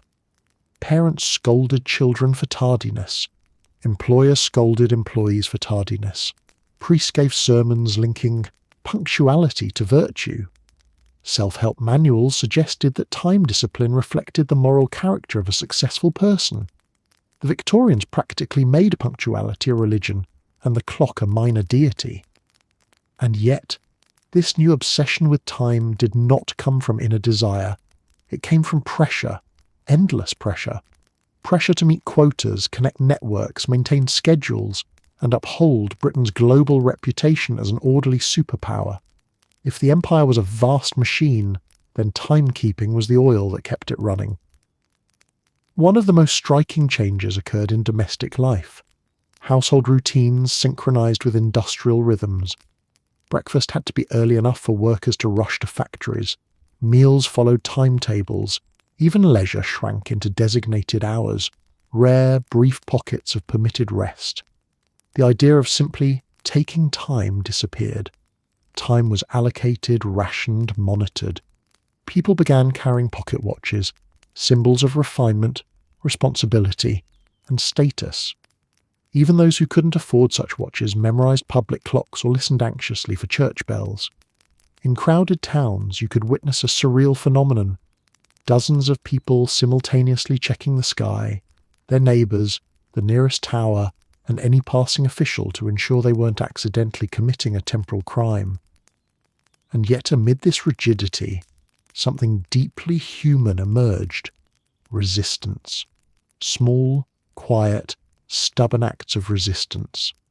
Workers slowed their pace when overseers weren't looking. Entire shifts developed unofficial rhythms that defied official ones. People took slightly longer walks to work than necessary because it was the only unsupervised part of their day.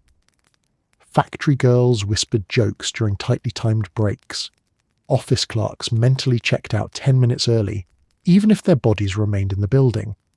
People learned to steal time the way others stole sugar, carefully, quietly, hungrily.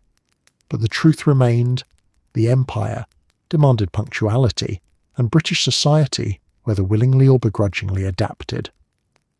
The clock's authority became absolute. It didn't matter if you were tired, cold, ill, or philosophically opposed to schedules. Time did not care. Time expected compliance. This was the final irony. Empire conquered vast distances, reshaped continents, redirected oceans of goods, and reorganized global politics. But its most intimate conquest was far smaller and far deeper. It conquered the hour. It conquered the minute. It conquered you. Because in a world ruled by expanding power, time wasn't money. Time was obedience. As Britain's power expanded outward, its cities expanded upward, outward, sideways, diagonally, really in any direction except sensibly. Urban growth did not follow a plan. It followed opportunity, panic, and whatever space wasn't already occupied by people, livestock, or debris. London, Manchester, Birmingham, Liverpool. These cities didn't merely grow, they swelled, like someone had poured too much water into bread dough and hoped the oven would sort it out. The result was predictable. The city grew, your lungs objected. Industrialization and empire collided in urban centres, attracting workers from the countryside and beyond.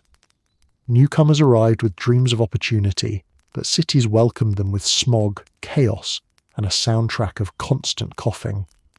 Houses multiplied as quickly as people, but not with the architecture of care, more with the philosophy of, will it stand?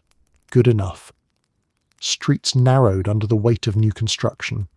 Entire neighbourhoods materialised overnight, built from materials so flimsy they trembled if someone sneezed nearby. And then there was the crowding. If you lived in a rapidly growing city, privacy became a myth. Multiple families crammed into single rooms. Attics and basements became permanent residences. Hallways served as living spaces. Courtyards became shared kitchens, social centres, battlegrounds, and occasionally public bathrooms, because indoor plumbing was still negotiating its contract. Cities filled themselves like someone packing a suitcase with the intention of sitting on it to force it closed. Human bodies pressed together everywhere. Shops, streets, workplaces, lodging houses. Even the air felt crowded, thick not only with smoke, but with the exhaustion of thousands of people inhaling and exhaling in the same narrow space. Children didn't grow up in cities, they dodged them. Horses, carts, factory wagons, angry pedestrians, and the occasional burst pipe all demanded precise navigation skills. Survival was less about growing up strong and more about growing up quick. But the most dramatic change wasn't the crowd, it was the pollution. Britain's cities pioneered a new environmental aesthetic, industrial gloom.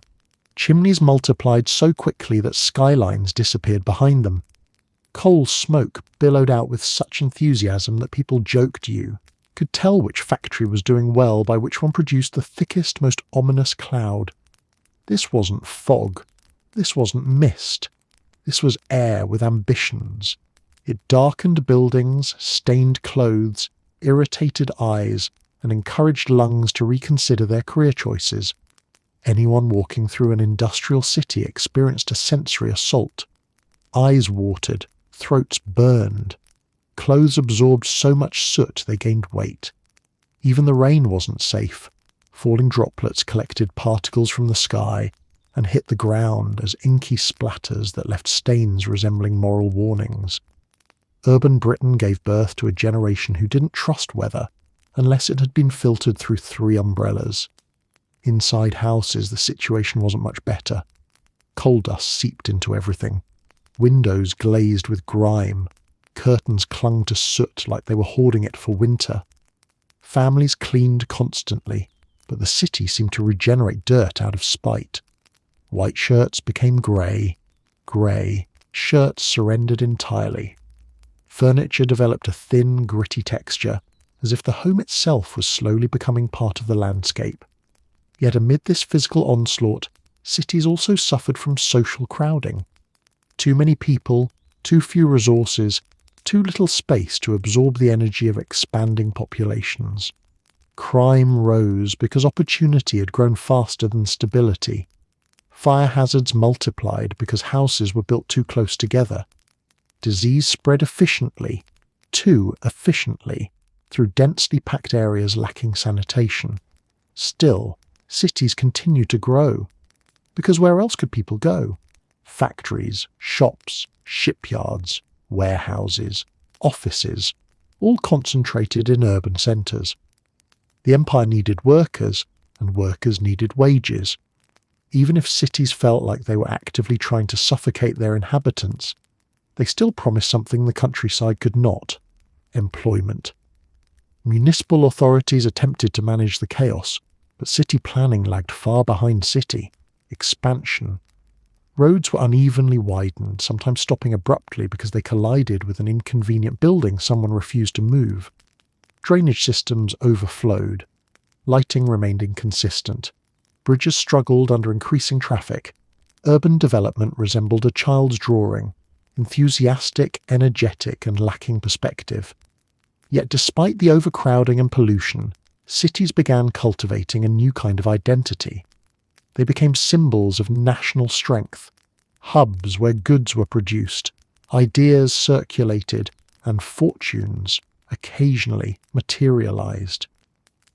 People spoke about cities with a mixture of awe and dread, like marveling at a giant creature whose existence is impressive, but whose breath you would prefer not to smell. Cultural life adapted too. Urban noise became a constant hum. Factory clatter, street vendors shouting, horses clopping, newspapers rustling, machinery whining. Silence became such a rare commodity that visitors from rural areas found it disconcerting. You didn't hear silence in a city. You heard less noise, which was the closest approximation. Still, for all their flaws, cities had momentum. They grew because the empire demanded it. They grew because people needed work. They grew because industry needed labour. They grew because ambition gathered at the intersections of commerce and population. Planning wasn't guiding urban development. Population pressure was. Britain's imperial age may have dazzled the world with wealth and influence, but at ground level, it transformed cities into living contradictions, engines of progress wrapped in blankets of smog, filled with hope and hazard, opportunity and exhaustion, innovation and grit. Literal grit. If empire was the brain of Britain's rise, cities were the lungs. Unfortunately, those lungs were full of coal, because in the age of unstoppable urban growth the city grew, your lungs objected. When Britain's empire stretched across oceans, something remarkable happened. The world got smaller. Not literally. Continents did not politely scoot closer together, but practically. Steamships could cross distances with astonishing speed. Railways slashed travel times inside Britain, and schedules, however oppressive, suddenly made movement predictable. For the first time in British history, ordinary people could imagine travelling beyond their town, their county, even their island. Travel became possible, but only in theory. Because the world opened up, your wallet stayed closed. Steamships were the glamorous engines of Britain's global identity. They puffed, roared, and thundered across oceans, shrinking journeys that once took months into mere weeks. Newspapers romanticised them. Merchants depended on them. Naval officers admired them. Middle-class families daydreamed about them. And working-class people. They watched them from the docks, the same way one admires a dessert trolley when one cannot afford dessert. Steamship travel was expensive, heroically, aggressively expensive. Cabins were priced for merchants, officers, colonial administrators, and travellers whose luggage included words like mahogany, embossed, or heirloom. First-class accommodations resembled floating parlours, complete with polished brass, heavy drapery, and an atmosphere thick with confidence. Travellers dined at tables that tried very hard to ignore the ocean's tendency to move. Second class was more modest, but still civilised. Third class was tolerable if you were determined. Steerage was for those who cared less about comfort and more about survival. Each deck revealed a different Britain, the wealthy relaxing with newspapers, the middle classes negotiating seasickness with dignity, and the poor holding onto the railings and reconsidering life choices. Mobility had arrived, but it arrived wearing a monocle. Railways offered a more democratic form of travel, or at least pretended to. Trains connected towns that had once felt days apart. Workers could visit relatives they hadn't seen since childhood. Goods moved faster. News travelled quickly. Time became synchronised, and families experienced the thrilling realisation that Britain was bigger than they thought, but smaller than it felt. Yet even rail travel carried its own hierarchy. First-class carriages cushioned passengers in plush seats with curtains, heating, and the unmistakable scent of dignity. Second-class passengers received modest comfort. Third-class passengers received wooden benches and a prayer. It was theoretically equalizing. Everyone could ride the same train, but the experience depended entirely on how much you were willing to spend. Still, the emotional impact of mobility mattered. Steamships and railways changed how people imagined their futures. A young man in a provincial town began to picture life abroad. A merchant saw business opportunities. A clerk dreamed of work in a colonial office. A soldier signed up knowing his life might unfold on a continent he had only seen in textbooks. Travel broadened ambition, just not as evenly as it broadened opportunity. For the wealthy, travel became a lifestyle. They crossed the sea to retreat to warmer climates, visit relatives stationed abroad, or indulge in sightseeing. They travelled not out of necessity but for experience. Travel became a marker of sophistication. If a wealthy couple hadn't taken the waters in some distant spa town or toured Italy's ruins, society wondered whether their marriage lacked intellectual depth. Middle-class families saved for years to afford a single, carefully planned trip, often domestic, usually modest, always discussed for decades afterward. Middle-class travel was a performance of aspiration. The right luggage, the right brochures, the right expression of calm delight at being cultured. Working-class people rarely travelled far. When they did, it was out of necessity. Migration for work, enlistment in the military, or occasionally emigration. Their experiences of travel were rarely pleasant and often permanent.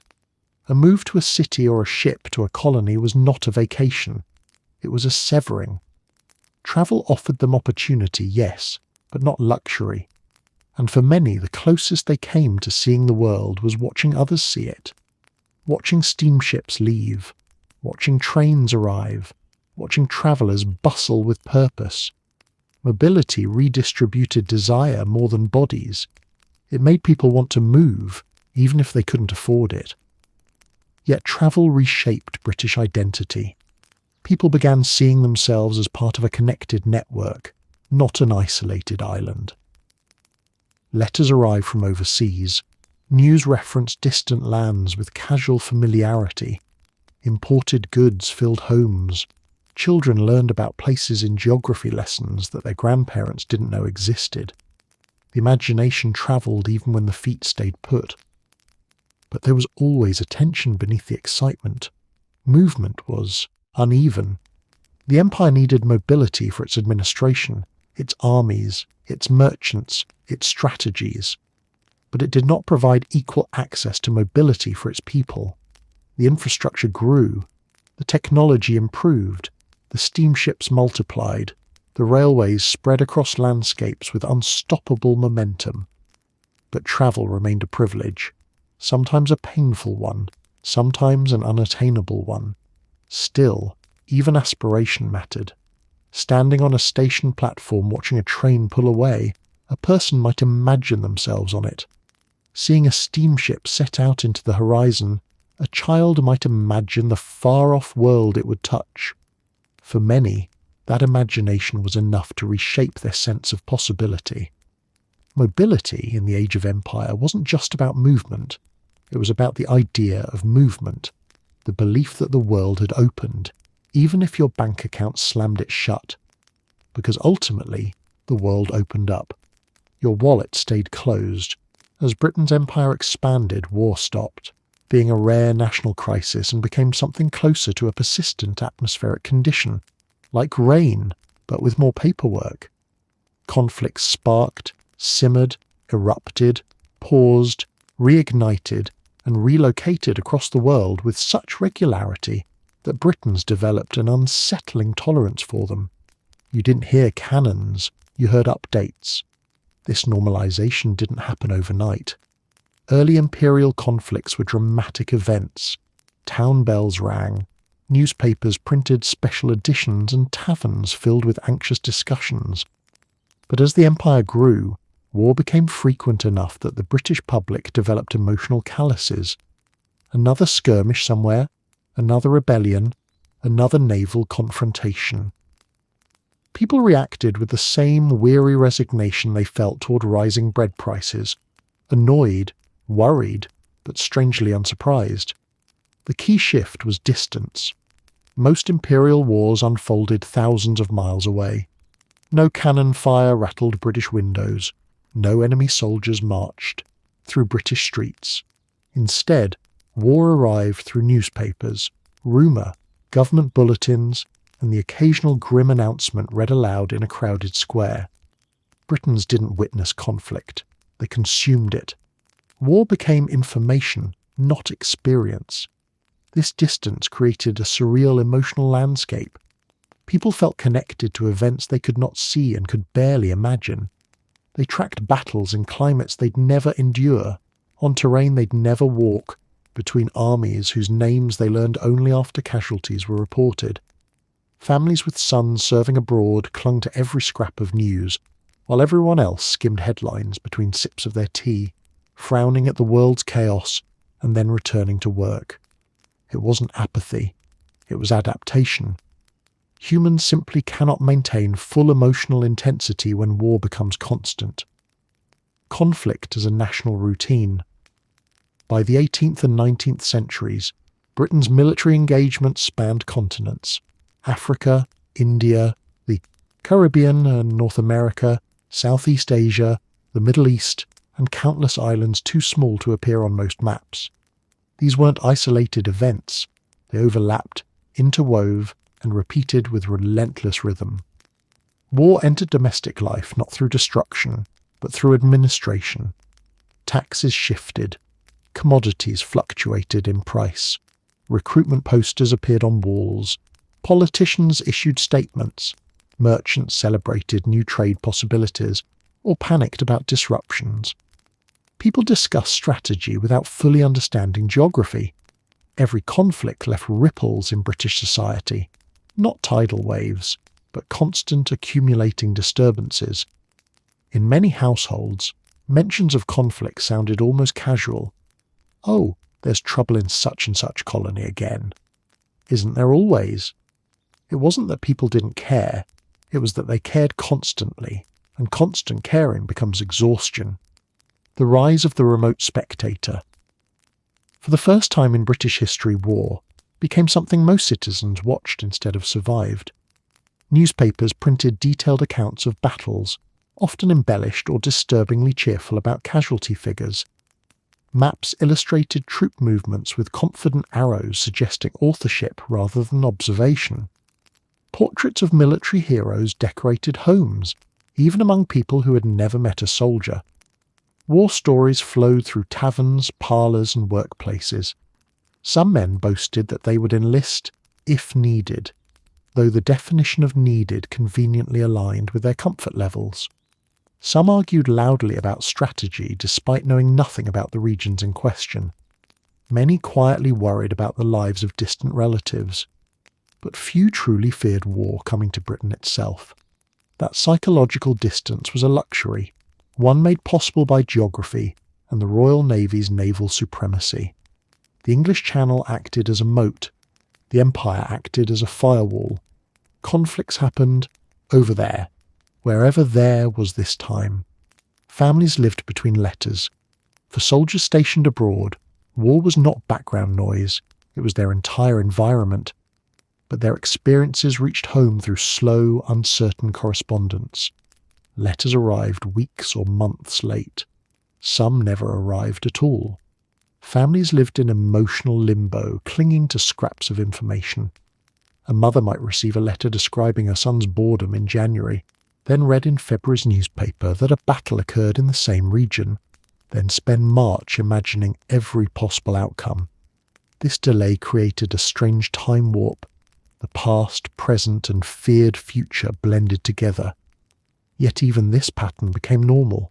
Heroism, myth-making, and the Empire's narrative machine, Britain framed its constant military engagements as necessary, maintaining order, protecting trade, securing alliances, expanding opportunity, or upholding duty. Newspapers portrayed soldiers as noble defenders. Popular songs celebrated victories. Children's books reimagined conflict as adventure. School lessons transformed military campaigns into stories of bravery and destiny. These narratives didn't erase the human cost, but they softened it.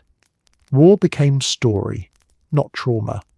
It was something that shaped national pride rather than splintering it. But the normalization had consequences. When war is constant, it begins to shape identity. Britons came to see their nation as perpetually engaged, perpetually responsible, perpetually active in global affairs. Peace felt temporary. Conflict felt expected. The empire became a system that required ongoing defence, ongoing enforcement, ongoing struggle. Whether this was seen as burden or honour depended on the speaker, but either way it became ordinary, and with ordinariness comes desensitization. By the mid-19th century, an overseas conflict might receive less emotional response than a local scandal or the price of coal. War wasn't ignored, but it wasn't shocking. It was woven into the rhythm of life, like politics, weather, or industrial accidents. You didn't brace yourself for cannon fire. You braced yourself for the morning paper, because in Imperial Britain you didn't hear cannons, you heard updates. As Britain's empire expanded, so did something far less glamorous. Fear. Not the local fears people had known for centuries. Bad harvests, illness, weather, the neighbour's goose. But a new sprawling anxiety that stretched across oceans. Empire gave Britain unprecedented influence, wealth and reach. It also gave Britain thousands of miles of potential trouble. Every colony, every port, every trade route, every governed population added a new line item to the national list of things that could go catastrophically wrong. The empire was strong. It was also nervous. This nervousness didn't present itself dramatically. No one ran through the streets shouting, "We control too much and understand too little." Instead, the fear seeped quietly into national consciousness. Politicians worried about uprisings.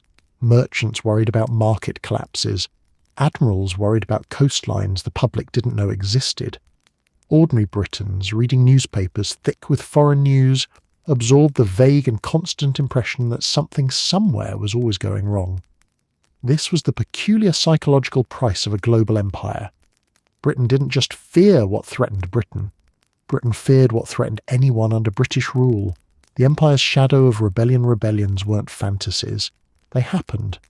Sometimes small, sometimes enormous, often in places where British officials assumed the local population should have been grateful for the civilising presence that came with higher taxes, bureaucratic oversight, and the occasional unwanted railway.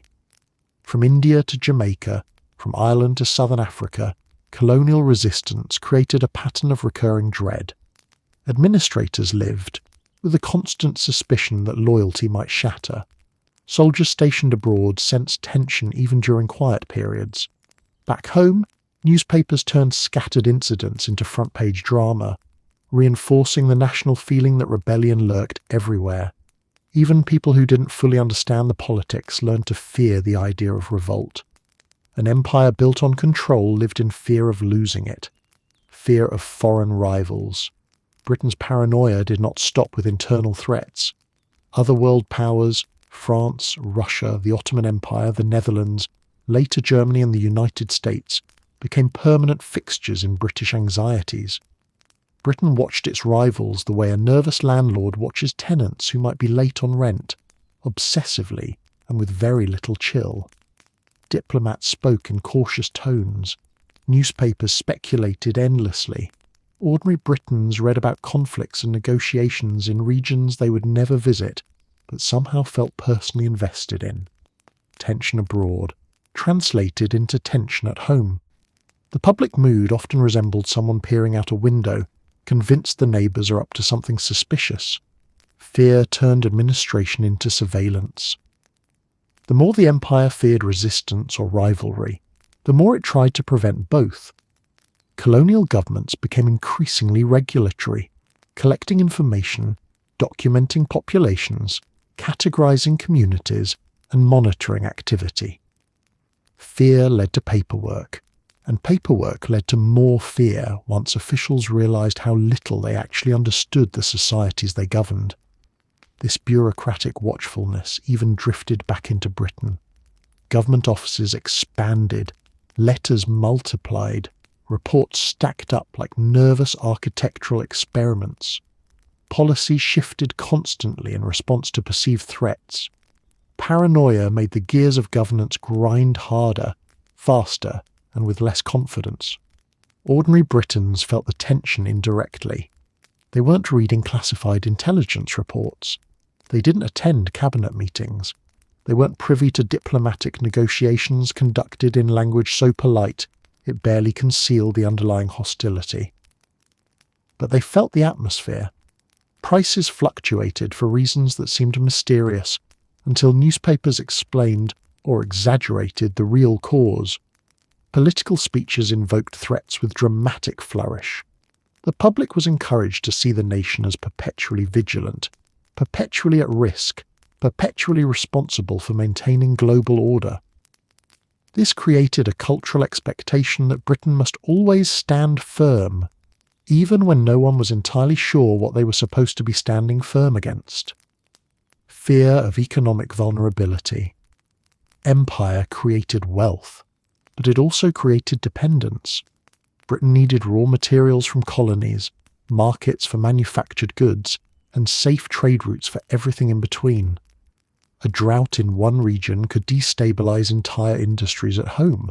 A blockade on a distant coastline could threaten thousands of jobs. Economic success turned into economic fragility. Prosperity balanced precariously on global conditions no one nation could fully control. Merchants fretted. Workers worried about layoffs triggered by overseas disruptions. Politicians delivered speeches about economic danger with the enthusiasm of actors performing national tragedy. Anxiety became a constant background vibration, humming beneath daily life. Fear of moral reckoning. Despite patriotic confidence, a quieter fear lived beneath the bravado. What if history judged Britain harshly for its empire? Philosophers, religious leaders, and critics sometimes questioned the ethics of imperial rule. This wasn't mainstream yet, but the whispers existed, and whispers have a way of unsettling even those who pretend not to hear them. Many Britons navigated an uncomfortable tension.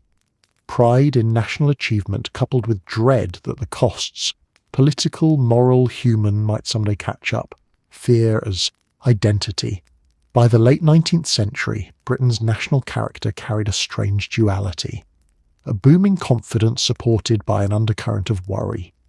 Britain stood astride the world, but also kept glancing over its shoulder.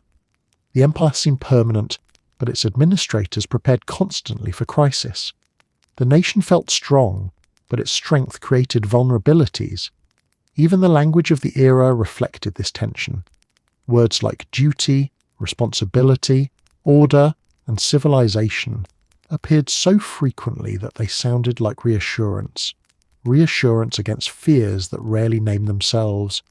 A global empire with a nervous system. In the end, Britain's global reach didn't just expand the physical map it inhabited, it expanded the emotional map too. It linked the nation's sense of safety to distant ports, unfamiliar names, unpredictable politics, and populations with their own aspirations. Fear became global because the empire was global, and as Britain learned, slowly, reluctantly, anxiously, the bigger the empire, the more things there were to worry about.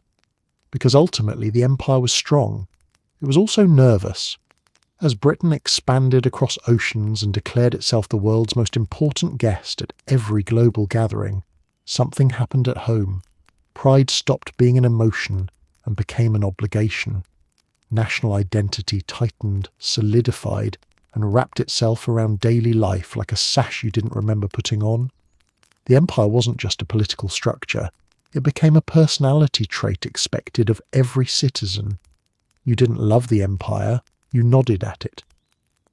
This shift unfolded gradually, as public opinion, government messaging, and cultural narratives merged into a single unwavering script. Britain was great, Britain was chosen, and Britain was definitely not to be questioned in front of company. Patriotism wasn't encouraged, it was required. Not loudly, not tyrannically, but persistently, like a background hum reminding you that the world looked to Britain, and Britain looked back mainly to admire itself. The social performance of pride. The first sign of this new compulsory patriotism appeared not in government halls, but in living rooms, parlours, pubs, markets, spaces where people gathered, spoke, and judged one another. Expressing doubt about Britain's greatness became socially awkward, like turning up at a birthday party and announcing that cake is overrated. People didn't need to shout their pride, they simply needed to avoid looking insufficiently enthusiastic. A man could criticise taxes, wages, pollution, overcrowding, even the weather, especially the weather. But if he criticised the empire, conversations froze. Glasses paused mid-air. Someone coughed loudly. The air thickened with polite panic. Criticising local conditions was normal. Criticising imperial destiny sounded suspiciously like moral treason. So people learned to nod, confidently, automatically, strategically. Schools sharpened national identity. Early children did not grow up simply learning to read, write, and calculate. They learned how to belong to the empire. Textbooks did not merely contain facts, they contained instructions. Maps shaded huge swathes of the world in empire red, as though entire continents had been coloured by a particularly patriotic crayon. Stories focused on explorers, adventurers, naval victories, scientific achievements, and the occasional charitable paragraph acknowledging misfortunes that Britain definitely wasn't responsible for, even when it absolutely was. School assemblies celebrated national heroes. Children memorised poems, sang anthems, observed holidays honouring imperial milestones, and absorbed the message that being British meant inheriting greatness, whether or not they remembered signing up for it. In short, childhood nationalism wasn't a choice, it was a curriculum. Public rituals became patriotic checkpoints. Empire-era Britain developed a love for ceremony that bordered on spectacular. Parades, exhibitions, military reviews, official unveilings, imperial celebrations, events designed not merely to entertain but to reaffirm a shared identity. Flags fluttered, bands marched, crowds cheered because cheering was what one did when the band marched. Even people who didn't feel particularly patriotic attended these events because absence raised questions. And in a society where class, behaviour and reputation were constantly scrutinised, questions were to be avoided. Patriotism was beginning to resemble etiquette, a social expectation baked into politeness. One showed respect, one showed unity, one showed appropriate national enthusiasm even if one's private thoughts were drifting toward the price of bread. The press amplified the drumbeat newspapers, having perfected the art of making war feel routine, now worked on making pride feel mandatory. Articles praised British industry, British bravery, British diplomacy, British morality, and when facts ran thin, British tea-drinking stamina. Headlines framed victories as destiny and setbacks as misunderstandings. Editorials gently reminded readers that criticising Britain was fine, as long as one didn't actually do it. Through constant repetition, newspapers taught the public that Britain occupied a higher rung on the world ladder, not because it claimed it, but because everyone said it did. And when everyone says something often enough, it becomes a kind of truth people stop questioning. National pride trickled downward, but unequally upper-class families celebrated imperial pride with gusto.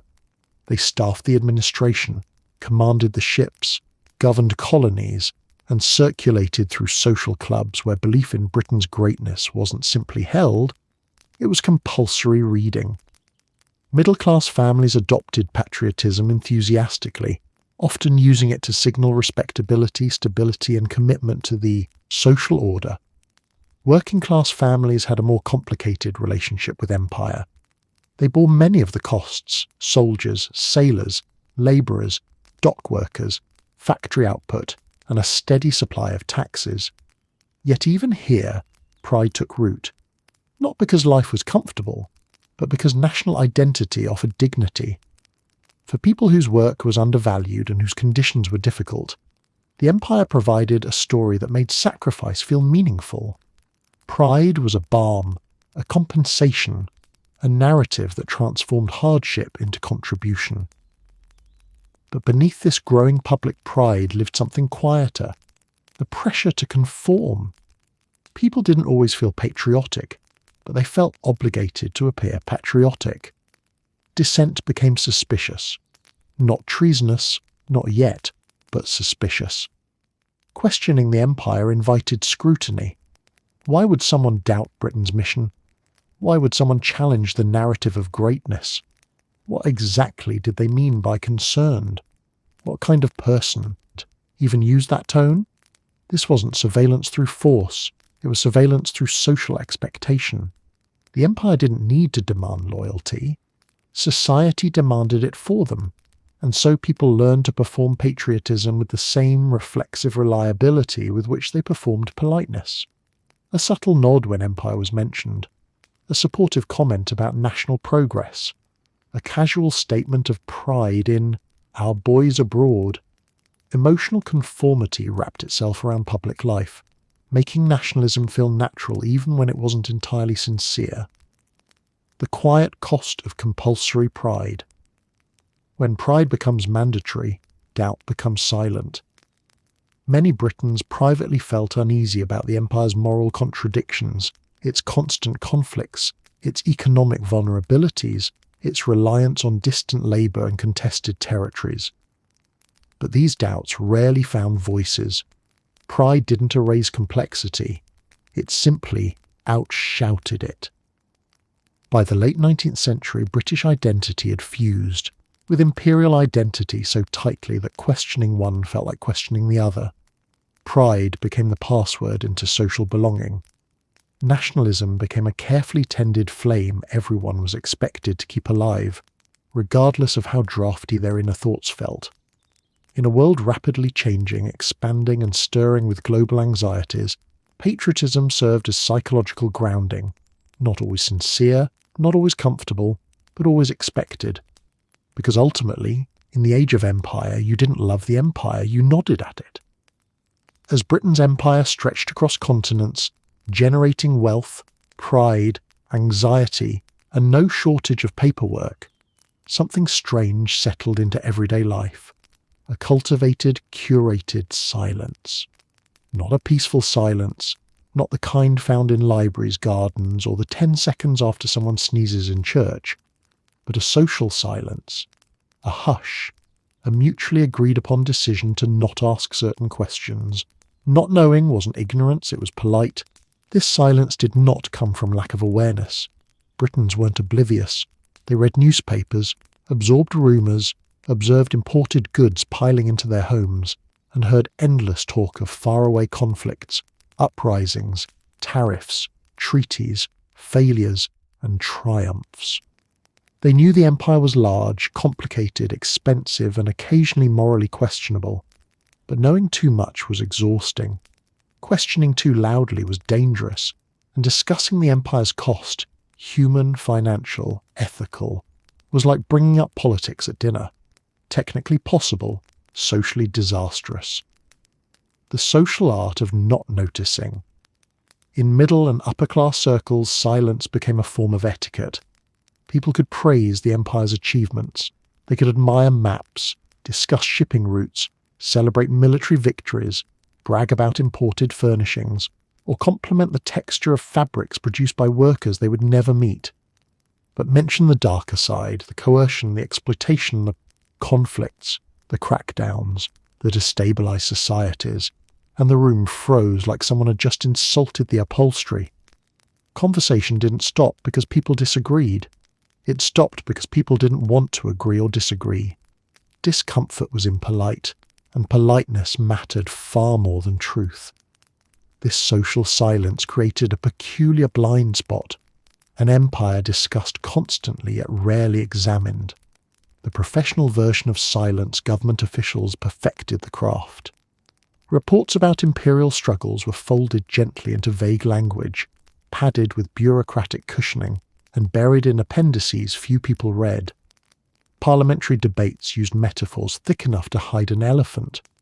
Financial records listed the costs of maintaining the empire without mentioning what those costs represented. Diplomats spoke in polished phrases that revealed nothing but sounded authoritative. It wasn't dishonesty, it was management. The empire was enormous. Its challenges were endless. Better to present a calm, confident front than admit the bewildering complexity of governing millions of people across wildly different cultures, climates, and expectations. Silence became professionalism. The working-class version of silence-working people, meanwhile, lacked the luxury of philosophical debate. They were too busy navigating overcrowded cities, long hours, industrial noise, and economic instability. They felt the empire's effect through wages, prices, and military recruitment, not through ideological conversations. For them, silence wasn't etiquette or denial. It was survival, a mental shield against the overwhelming reality that the nation's prosperity depended on systems that rarely benefited them directly. Asking why things were the way they were did not put food on the table. Silence wasn't polite here. It was practical. Ignorance became a shared cushion. As Britain's imperial footprint grew, so did the number of contradictions it carried. People noticed them, but noticing wasn't the same as confronting. Imported goods were beautiful. Their origins were complicated. Better not to think too hard. News reports were dramatic. Their implications were uncomfortable. Better to turn the page. Victories were celebrated. Losses were framed as misunderstandings. Better to keep cheering. Even morally troubling events were softened through distance. An atrocity happening thousands of miles away could be discussed as an unfortunate necessity, a regrettable episode, or a situation under review. Euphemisms became social insulation. If unpleasant truth threatened to intrude, polite society simply applied a fresh layer of conversational wallpaper. Silence became a patriotic gesture. As national pride hardened, silence became enfolded into patriotism. It wasn't just awkward to question the empire, it felt vaguely unpatriotic. Why stir discomfort? Why undermine confidence? Why give critics ammunition? Why make dinner awkward for everyone? The empire had become a symbol of British identity. Critiquing it, even thoughtfully, even gently, risks sounding like critique of the nation itself. So silence became an expression of loyalty. Not asking questions became a mark of respectability. One didn't say, "I'm unsure how I feel about some of these policies." One said, "I'm sure it's all being handled with the utmost wisdom." It probably wasn't. But it was polite to pretend. The emotional bargain silence soothed. Ignorance comforted. Avoidance created stability. Think of it as national emotional budgeting. You can only handle so much stress. Between war updates, industrial pressure, public rituals, urban chaos, and the ever-present fear that something somewhere might be crumbling, asking deeper questions about empire felt like voluntarily adding weights to a sinking ship. So people simply didn't. They focused on daily life. They trusted, or pretended to trust, the system. They accepted the narrative that everything was under control. It wasn't, of course. But the veneer of control mattered more than the truth underneath it. The cultural silence that shaped a century. By the late 19th century, Britain had inherited not just an empire, but a culture of selective awareness. People learned what to highlight and what to ignore. They celebrated achievement and sidestepped the shadows. Optimism became curated. Doubt became private. This silence was not created by malice. It was created by scale. The empire was too large to hold fully in the mind, too complicated to grasp, too morally tangled to examine without discomfort. Silence was the only manageable response. It allowed people to go about their days, balance their emotions, and maintain social harmony. But it also left them unprepared for the reckoning that would come when the empire eventually strained, splintered, and began to recede. For a time, though, silence worked. It softened reality. It preserved, pride. It kept conversations neat and tidy. Because in Imperial Britain, not knowing wasn't ignorance. It was polite. For all the pride and ceremony Britain wrapped around its empire, one truth remained carefully unstated in polite company. Ordinary people paid for it. Not voluntarily, not consciously, and certainly not itemised. No one received a neat little bill labelled "your share of imperial maintenance." It didn't arrive in the post wrapped in string and sealed with wax. Instead, the empire charged people subtly and continuously, the way a leaky roof charges you one inconvenient drip at a time. You didn't fund the empire, you leaked into it. The British state needed immense resources to maintain its global footprint. Armies, ships, administrators, diplomats, infrastructure, and the endless costs of insisting Britain knew what it was doing abroad. But those costs were not delivered directly to the public. They slid, seeped, and slithered into everyday life through channels so ordinary that people barely recognised them as payment. Taxes, the quiet siphon. Taxes during the imperial age were rarely presented as for the empire. That would have felt rude, or worse, honest. Instead, taxes supported defence, trade protection, administrative expenses, and national interests. Polite categories that concealed the reality that a significant share of revenue flowed straight into imperial operations. And while elites debated policy in Parliament, ordinary Britons felt the effects immediately. Higher duties on goods, municipal taxes rising to keep growing cities functioning, income taxes dipping into pay packets, indirect taxes inflating costs of daily essentials. People complained constantly about the government, about prices, about the cost of coal, about the cost of candles, about the cost of everything except what they were actually paying for. A global empire they barely interacted with. Nobody voted for empire in the marketplace. Empire voted for itself in the budget ledger. Prices, the empire's favourite disguise. Even when taxes didn't rise, prices did. Imported goods, once luxuries, became everyday essentials whose costs fluctuated according to global conditions. A conflict in one region meant sugar prices spiked. A shipping delay meant textiles cost more. A poor harvest meant grain imports soared in price. A trade dispute meant the cost of tea jittered nervously like it had too much caffeine.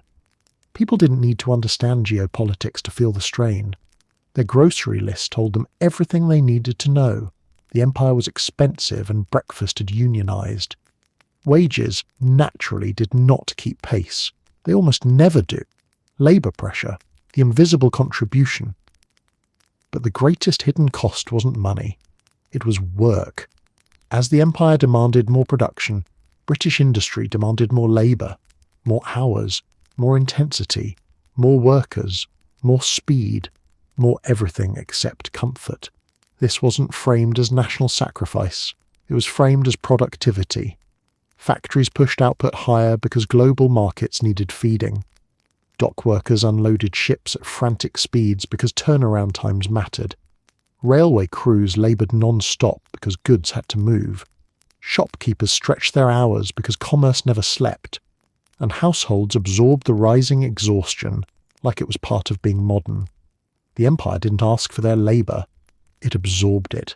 Every extra shift, every dropped wage, every lunch eaten standing up, every evening collapse into bed. These were contributions to imperial upkeep, paid in sweat instead of coin, the illusion of personal insignificance. Ordinary Britons rarely thought of themselves as contributors to imperial power. Why would they? No one told them they were. The government didn't send thank you notes. Newspapers celebrated generals, admirals, explorers, merchants and monarchs, not the tailor sewing uniforms, the miner extracting coal, the factory girl spinning thread, or the clerk calculating shipping costs at midnight.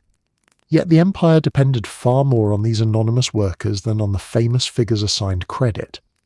Every street cleaner made cities functional enough for politicians to boast about. Every factory labourer kept exports flowing. Every dock worker supported the global supply chain long before the phrase existed. The empire may have been administered by elites, but it was built by people who would never see the lands they indirectly shaped. Debt, the empire's favourite bedtime story. War debts, administrative expenses, and infrastructure projects required borrowing. The government took loans, the public inherited them. Interest payments quietly consumed vast portions of national revenue. The empire's financial obligations stretched across generations like a family heirloom no one wanted, but everyone had to dust. People did not discuss imperial debt at dinner. They discussed why bread cost more this week. These conversations were related, but invisibly. The psychological burden of normalization.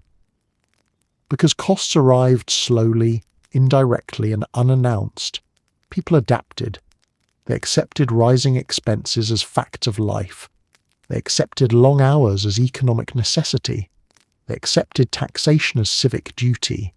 They accepted imperial obligations without ever consciously agreeing to them. This unconscious acceptance created a peculiar national mood. Pride in imperial achievements paired with a subtle exhaustion no one could fully explain. The empire wasn't merely something Britain possessed. It was something Britain carried, in pockets, in bodies, in routines. The private math of public power. The truth was simple. Every empire demands resources, and Britain's demanded them constantly. But unlike previous empires, Britain did not request tribute in gold. It took tribute in the form of higher living costs, longer work days, increased taxes, shrinking leisure, and the quiet erosion of households' financial stability. This was the empire's brilliance and its cruelty. It spread the burden so widely that no single person could see the entire cost. People felt individual pressures, not collective strain. Everyone paid something. No one got a bill. The invisible hole in every pocket ordinary Britons often believed the empire made the nation wealthy. And it did, nationally. But nationally is not personally. Power flowed upward. Cost flowed downward. Prosperity decorated the drawing rooms of the rich. Pressure decorated the backs of the working classes. And through it all, the public continued to shrug, grumble, cope, and carry on. Because that is what ordinary people do when systems too large to fully understand reach into their lives. Because in the age of empire, you didn't fund the empire, you leaked into it. As Britain's empire boomed and industry roared, something undeniably transformative drifted into everyday life. Comfort, not universal comfort, not fair comfort. But new tools, new inventions, and new ways of living began smoothing out the rough edges of survival. At least for some. It was progress with small print, improvement with disclaimers. Life got easier, just not evenly or quietly. For centuries, comfort had been reserved for the wealthy, the ones who didn't need comfort nearly as urgently as everyone else. But with industrial innovation, consumer goods widened their reach. Ordinary people began encountering conveniences their grandparents couldn't have imagined. Streets gained lighting. Homes gained new heating methods. Food storage improved, sometimes. Furniture became sturdier. Clothing became cheaper. Soap became affordable enough to have opinions about. Yet comfort arrived like a guest who didn't know the house rules, helpful at times, disruptive at others, and entirely unpredictable about when it decided to show up. Technology brought ease and noise. The first wave of comfort came from mechanical innovation. Machines didn't just revolutionize work, they revolutionized household life. Factories mass-produced goods that had once been handmade luxuries. Kettles, stoves, utensils, cookware, lamps, sewing tools, objects that simplified daily tasks became accessible to families who previously managed with nothing but determination and luck. But these comforts came at a cost. Sound. Industry didn't merely improve living standards, it soundtracked them. The new urban environment hummed, clattered, and shouted. Cities became symphonies of steam engines, vendor cries, carriage wheels, machinery thrumming in the distance, and neighbours practicing the fine art of living loudly. Comfort was smoother for your hands, rougher for your ears. Still, the convenience was undeniable. Cooking became faster. Cleaning became easier. Heat could be controlled rather than chased around the house like a timid wild animal. People who once lived half their day in darkness now had lamps to push back the night. Food storage improved, but cautiously. The empire introduced new foods, yes, but technology introduced new ways of keeping them edible. The invention and spread of canning improved pottery glazes, airtight containers, and basic household storage tools saved families from constant spoilage. Ice boxes emerged in wealthy homes and later trickled into the middle classes. Even without refrigeration, insulation techniques improved. But not all advancements were trustworthy. Canned goods sometimes exploded. Ice boxes leaked. Storage jars made promises they had no intention of keeping. Still, compared to the past, when keeping food fresh meant hoping rodents were feeling merciful, this was progress. Heating improved, but the air quality staged a rebellion. The ability to heat a room more effectively should have been universally celebrated. It was, in theory. But coal, the era's beloved energy source, filled homes with warmth and soot in equal measure. New stoves were efficient, but they belched smoke. Furnaces heated houses, but they poisoned air. Chimneys drafted poorly, backfiring soot like they were settling personal scores. Comfort arrived wearing a thin grey coat of particulate matter. Yet people appreciated the change anyway. A warm home was a luxury worth coughing for. Furnishings and decor upgraded, but unevenly mass production made furniture cheaper. Chairs with back support, tables that didn't wobble, beds that didn't resemble disciplined rocks. These were marvels. Middle-class families proudly displayed new furnishings that transformed rooms from utilitarian spaces into aspirational ones. Even poorer households benefited. They couldn't afford ornate dining sets or imported fabrics, but they could purchase more durable materials, basic comforts, and decorations previously inaccessible. Yet comfort followed class lines faithfully. The wealthy upgraded their comfort annually. The middle classes upgraded theirs every few years.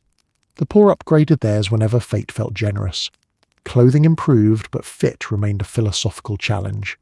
Mass-produced textiles meant clothing became softer, cheaper, more varied, less likely to dissolve when wet. People could finally own more than a single outfit without mortgaging their dignity. But mass production also meant one size fits no one particularly well. Tailoring remained expensive, so most people wore clothes that approximated their shape. Comfort was real, but imperfect. A sleeve too long, trousers too tight, a collar threatening to saw through the neck. Progress, yes, but still progress with a sense of humour. Sanitation improved dramatically. By historical standards, Britain had suffered centuries of unpredictable hygiene, so any improvement felt miraculous. Sewage systems expanded. Water pumps became more reliable. Indoor plumbing slowly spread, first to wealthy homes, then to the middle classes, then, eventually, to the public. Cities still smelled like their own compost piles, but less consistently. Disease still swept through crowded neighbourhoods, but less ferociously. Clean water didn't become universal, far from it, but its availability improved noticeably, and sanitation touched every corner of life. Better washing practices, cheaper soap, cleaner fabrics, safer water, fewer rats, allegedly, and improved public infrastructure. For a society accustomed to biological roulette, this was comfort bordering on luxury, yet comfort remained stubbornly class-specific. Yes, technology made life easier. Yes, living standards improved. Yes, families enjoyed conveniences their ancestors would envy. But the improvements were distributed with dramatic unevenness. The wealthy enjoyed comfort as lifestyle. The middle classes enjoyed comfort as aspiration. The poor enjoyed comfort as occasional surprise. A coal stove could warm a home, or suffocate it depending on ventilation. A lamp could brighten a room, or set it on fire depending on luck. A cheaper chair could ease a back or collapse under it. Progress did not operate equally. It operated selectively, gleefully widening comfort for some, while leaving others negotiating survival with slightly better tools. Comfort, but conditional. The defining feature of this era was not the arrival of comfort. It was the arrival of conditional comfort. You could enjoy convenience provided you had the income, you had the space, you had the ventilation, you had the job stability, you had the social class, and the item didn't break, leak, explode, or malfunction. Comfort was not guaranteed. It was a delicate agreement between you, technology, and the universe's sense of humour. The new inequality of ease, comfort created new expectations. Once you experienced a convenience, losing it felt like tragedy. People began comparing homes, neighbourhoods, tools, and luxuries. Comfort became social currency, and by highlighting what was possible, progress inadvertently highlighted who could not access it. Empire gave Britain new wealth. Industry gave Britain new tools. Technology gave Britain new comforts. But class determined who benefited fully, partially, or not at all. Because in imperial Britain, life got easier, just not evenly or quietly. By the time the British Empire sprawled across continents and paperwork piled higher than most mountains, something subtle and strangely comfortable took shape at home. Control became ordinary. Not the dramatic whip-cracking control people imagine from history books, not tyranny and a crown, but a softer, quieter, thoroughly bureaucratic control that seeped into daily life until people stopped noticing it. You weren't controlled, you were managed. Empire required order, order required systems, systems required rules, and rules required people to follow them without asking too many questions. So Britain built a national environment where authority felt as ubiquitous and unremarkable as the weather, sometimes irritating, sometimes oppressive, occasionally dangerous, but mostly just there. Bureaucracy spread like wallpaper. The British bureaucracy of the 18th and 19th centuries was a marvel, not in the beautiful and inspiring sense, but in the how did this paperwork replicate overnight sense. Every new territory Britain claimed, every new trade policy, every new railway expansion, every new tax, every new census method spawned forms, ledgers, reports, and filing cabinets that multiplied like rabbits with excellent organisational skills. This bureaucratic expansion didn't stay within government walls. It trickled outward into everyday life. Permits for building, registrations for businesses, records for births, deaths, marriages, licenses for trade, documentation for employment, paper trails for property ownership. Ordinary people now lived inside a growing network of documents that silently testified to their existence. Identity, once defined by neighbours, and reputation was increasingly defined by paper. The strange part, people adapted. They accepted forms the way previous generations accepted storms, unavoidable and vaguely hostile. Surveillance without the drama, Britain did not build a surveillance state in the modern sense, but it created something just as powerful, a culture of watchfulness. Local authorities monitored movement between towns. Police kept track of suspicious gatherings. Poor law officials monitored the unemployed. Factory owners monitored productivity. Landlords monitored tenants. Schools monitored conduct. Churches monitored morals. Tax collectors monitored income. Shipping officers monitored cargo. Rail conductors monitored passengers. No one person was deeply scrutinised, but everyone was lightly scrutinised. Constantly. This was not seen as intrusive. It was seen as order. It reassured people that society was functioning, that the machinery of empire had everything under control, even if everything included their whereabouts. The quiet triumph of this system was its subtlety. People behaved not because they were watched, but because they assumed they might be. Rules multiplied until they felt invisible. As Britain industrialised and urbanised, Rules became the backbone of daily life. Cities needed regulations to manage crowding, sanitation, public behaviour, transportation, and trade. Factories needed rules to maintain productivity.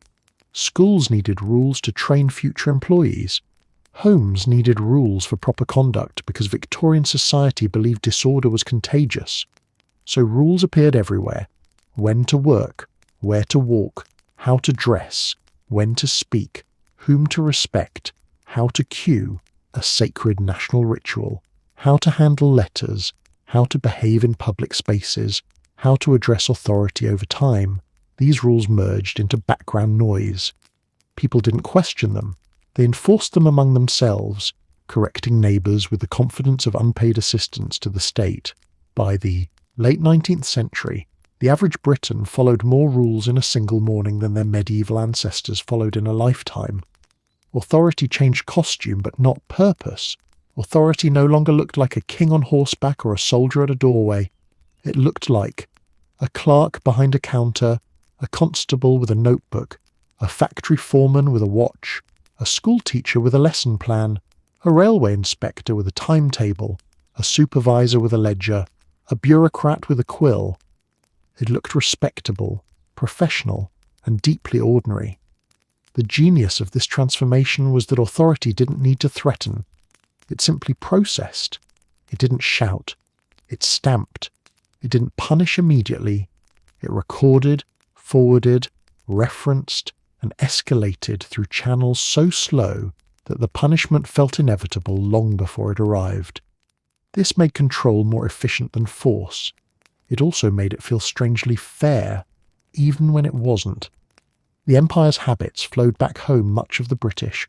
Administrative mindset developed overseas, where the empire needed detailed systems to govern people who, as officials constantly complained, refused to behave like spreadsheets. Methods of classification, surveillance, documentation, and regulation made colonial control easier.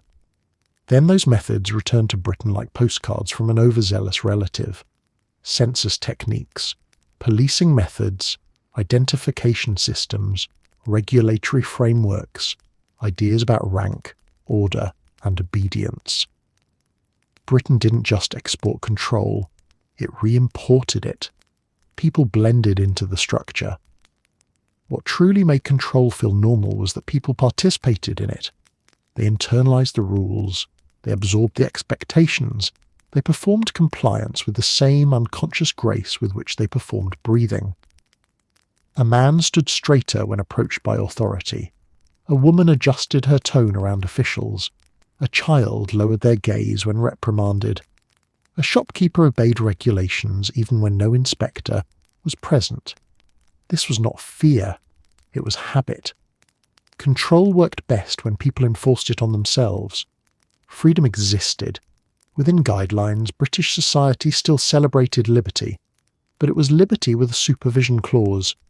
You were free to speak, politely, free to move, documentedly, free to work, according to schedule, free to gather if permitted, free to express dissent, after ensuring it wouldn't disrupt anything important. The empire did not crush individuality, it contained it. People weren't forced into obedience, they were guided, nudged, funneled, and occasionally reminded. You weren't controlled, you were managed. And because the management came wrapped in professionalism, paperwork, and polite authority, it didn't feel oppressive. It felt organised, safe, predictable. A little annoying, perhaps, but not alarming. The soft power of normalization. By the late imperial age, Britain had perfected the administrative illusion. Control disguised as routine. People woke, worked, moved, spoke, and behaved within a network of expectations that felt as natural as gravity. Authority didn't have to announce itself. It had already been absorbed into the rhythm of life. The empire built ships, conquered territories, and governed millions. But one of its most enduring legacies was the quiet, seamless normalization of a rule. You didn't notice the control because you didn't bump into it. It stayed just out of sight, like a very organized ghost. Because in imperial Britain, you weren't controlled. You were managed. By the time Britain stood as a world power, its territories stretched across oceans, its ships cutting through every major trade route, its influence shaping continents, ordinary life at home looked nothing like it once had. The country that had entered the imperial age was not the country that emerged from it. Britain didn't simply expand outward, it expanded inward, changing the rhythms, expectations, routines, and values of everyday people. The good news, Britain became powerful. The bad news, ordinary life learned to carry it. Empire was at once a triumph and a transformation, a source of pride and a source of pressure. Its effects reached everyone, even those who never thought about it, never travelled, never touched imported goods consciously, and never read the foreign news that trickled through the papers. Empire was not something out there. It became woven into bread prices, working hours, street layouts, newspaper headlines, clothing seams, household decorations, and the silence between neighbours who politely avoided difficult questions. Power reshaped comfort empire paved the way for new technologies, new materials, new knowledge, new foods, and new conveniences. The world entered British homes in ways previous generations couldn't have imagined. Breakfast changed, clothing changed, houses filled with objects made thousands of miles away. Cities hummed with machines powered by global demand. Even the idea of travel became accessible, if not affordable, for ordinary people. For many families, life genuinely improved. Homes grew warmer, tools grew better, soap grew cheaper, food grew more varied, lighting grew brighter, comfort grew closer. It would be dishonest to pretend these changes were minor. They redefined daily existence. They made life more bearable for millions. But comfort came with a caveat. Its distribution was profoundly unequal. The wealthy enjoyed spacious homes and imported luxuries. The middle class chased status through decor and ritual. The poor navigated polluted cities, long hours and rising costs. Empire lifted standards.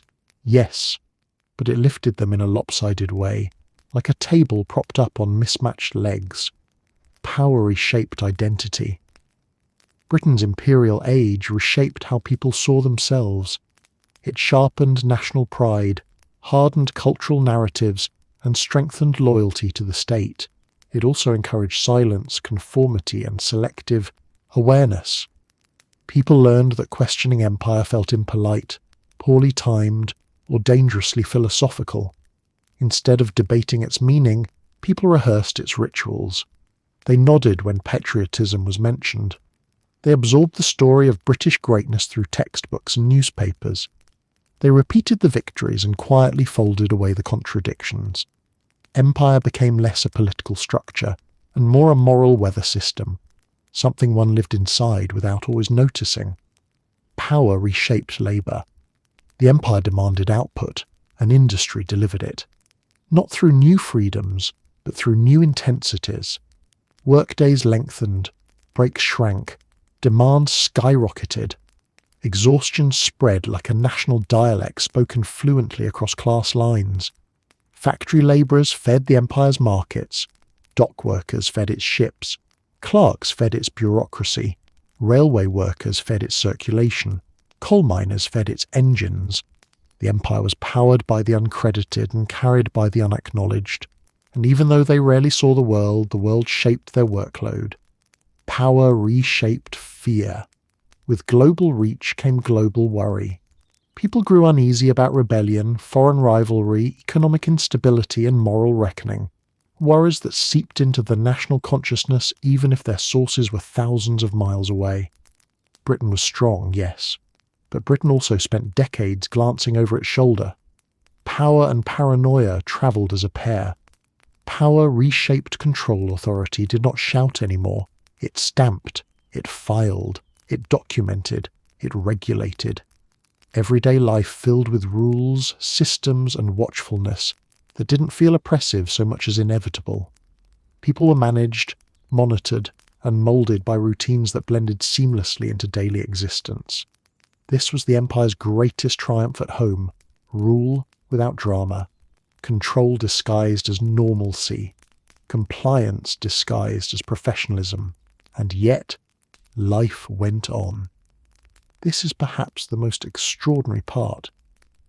Ordinary. People did what ordinary people always do. They adapted. They absorbed new realities. They found humour in hardship. They complained, coped, compromised, and continued. If empire reshaped Britain, then Britain's people reshaped themselves to fit inside it. A factory worker made jokes during 10-minute breaks. A mother stretched her budget to match unpredictable prices. A schoolchild memorised maps without understanding the world behind them. A clerk filed papers that mapped territories he'd never see. A family served imported tea without thinking too hard about where it came from. This was the quiet resilience that held the empire together, not ideology or policy, but endurance, the good news and the bad news. As a final reflection on the age of empire and everyday life, the good news? Britain became powerful. It developed industry, infrastructure, technology, and cultural confidence. It gained access to resources and knowledge that accelerated its rise into a modern nation. The bad news? Ordinary life absorbed the consequences, financially, physically, emotionally, culturally.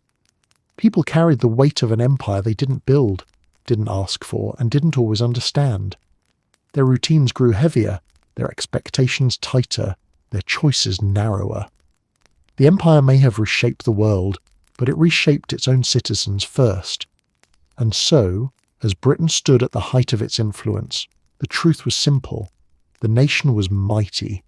The crown was impressive. The map was vast.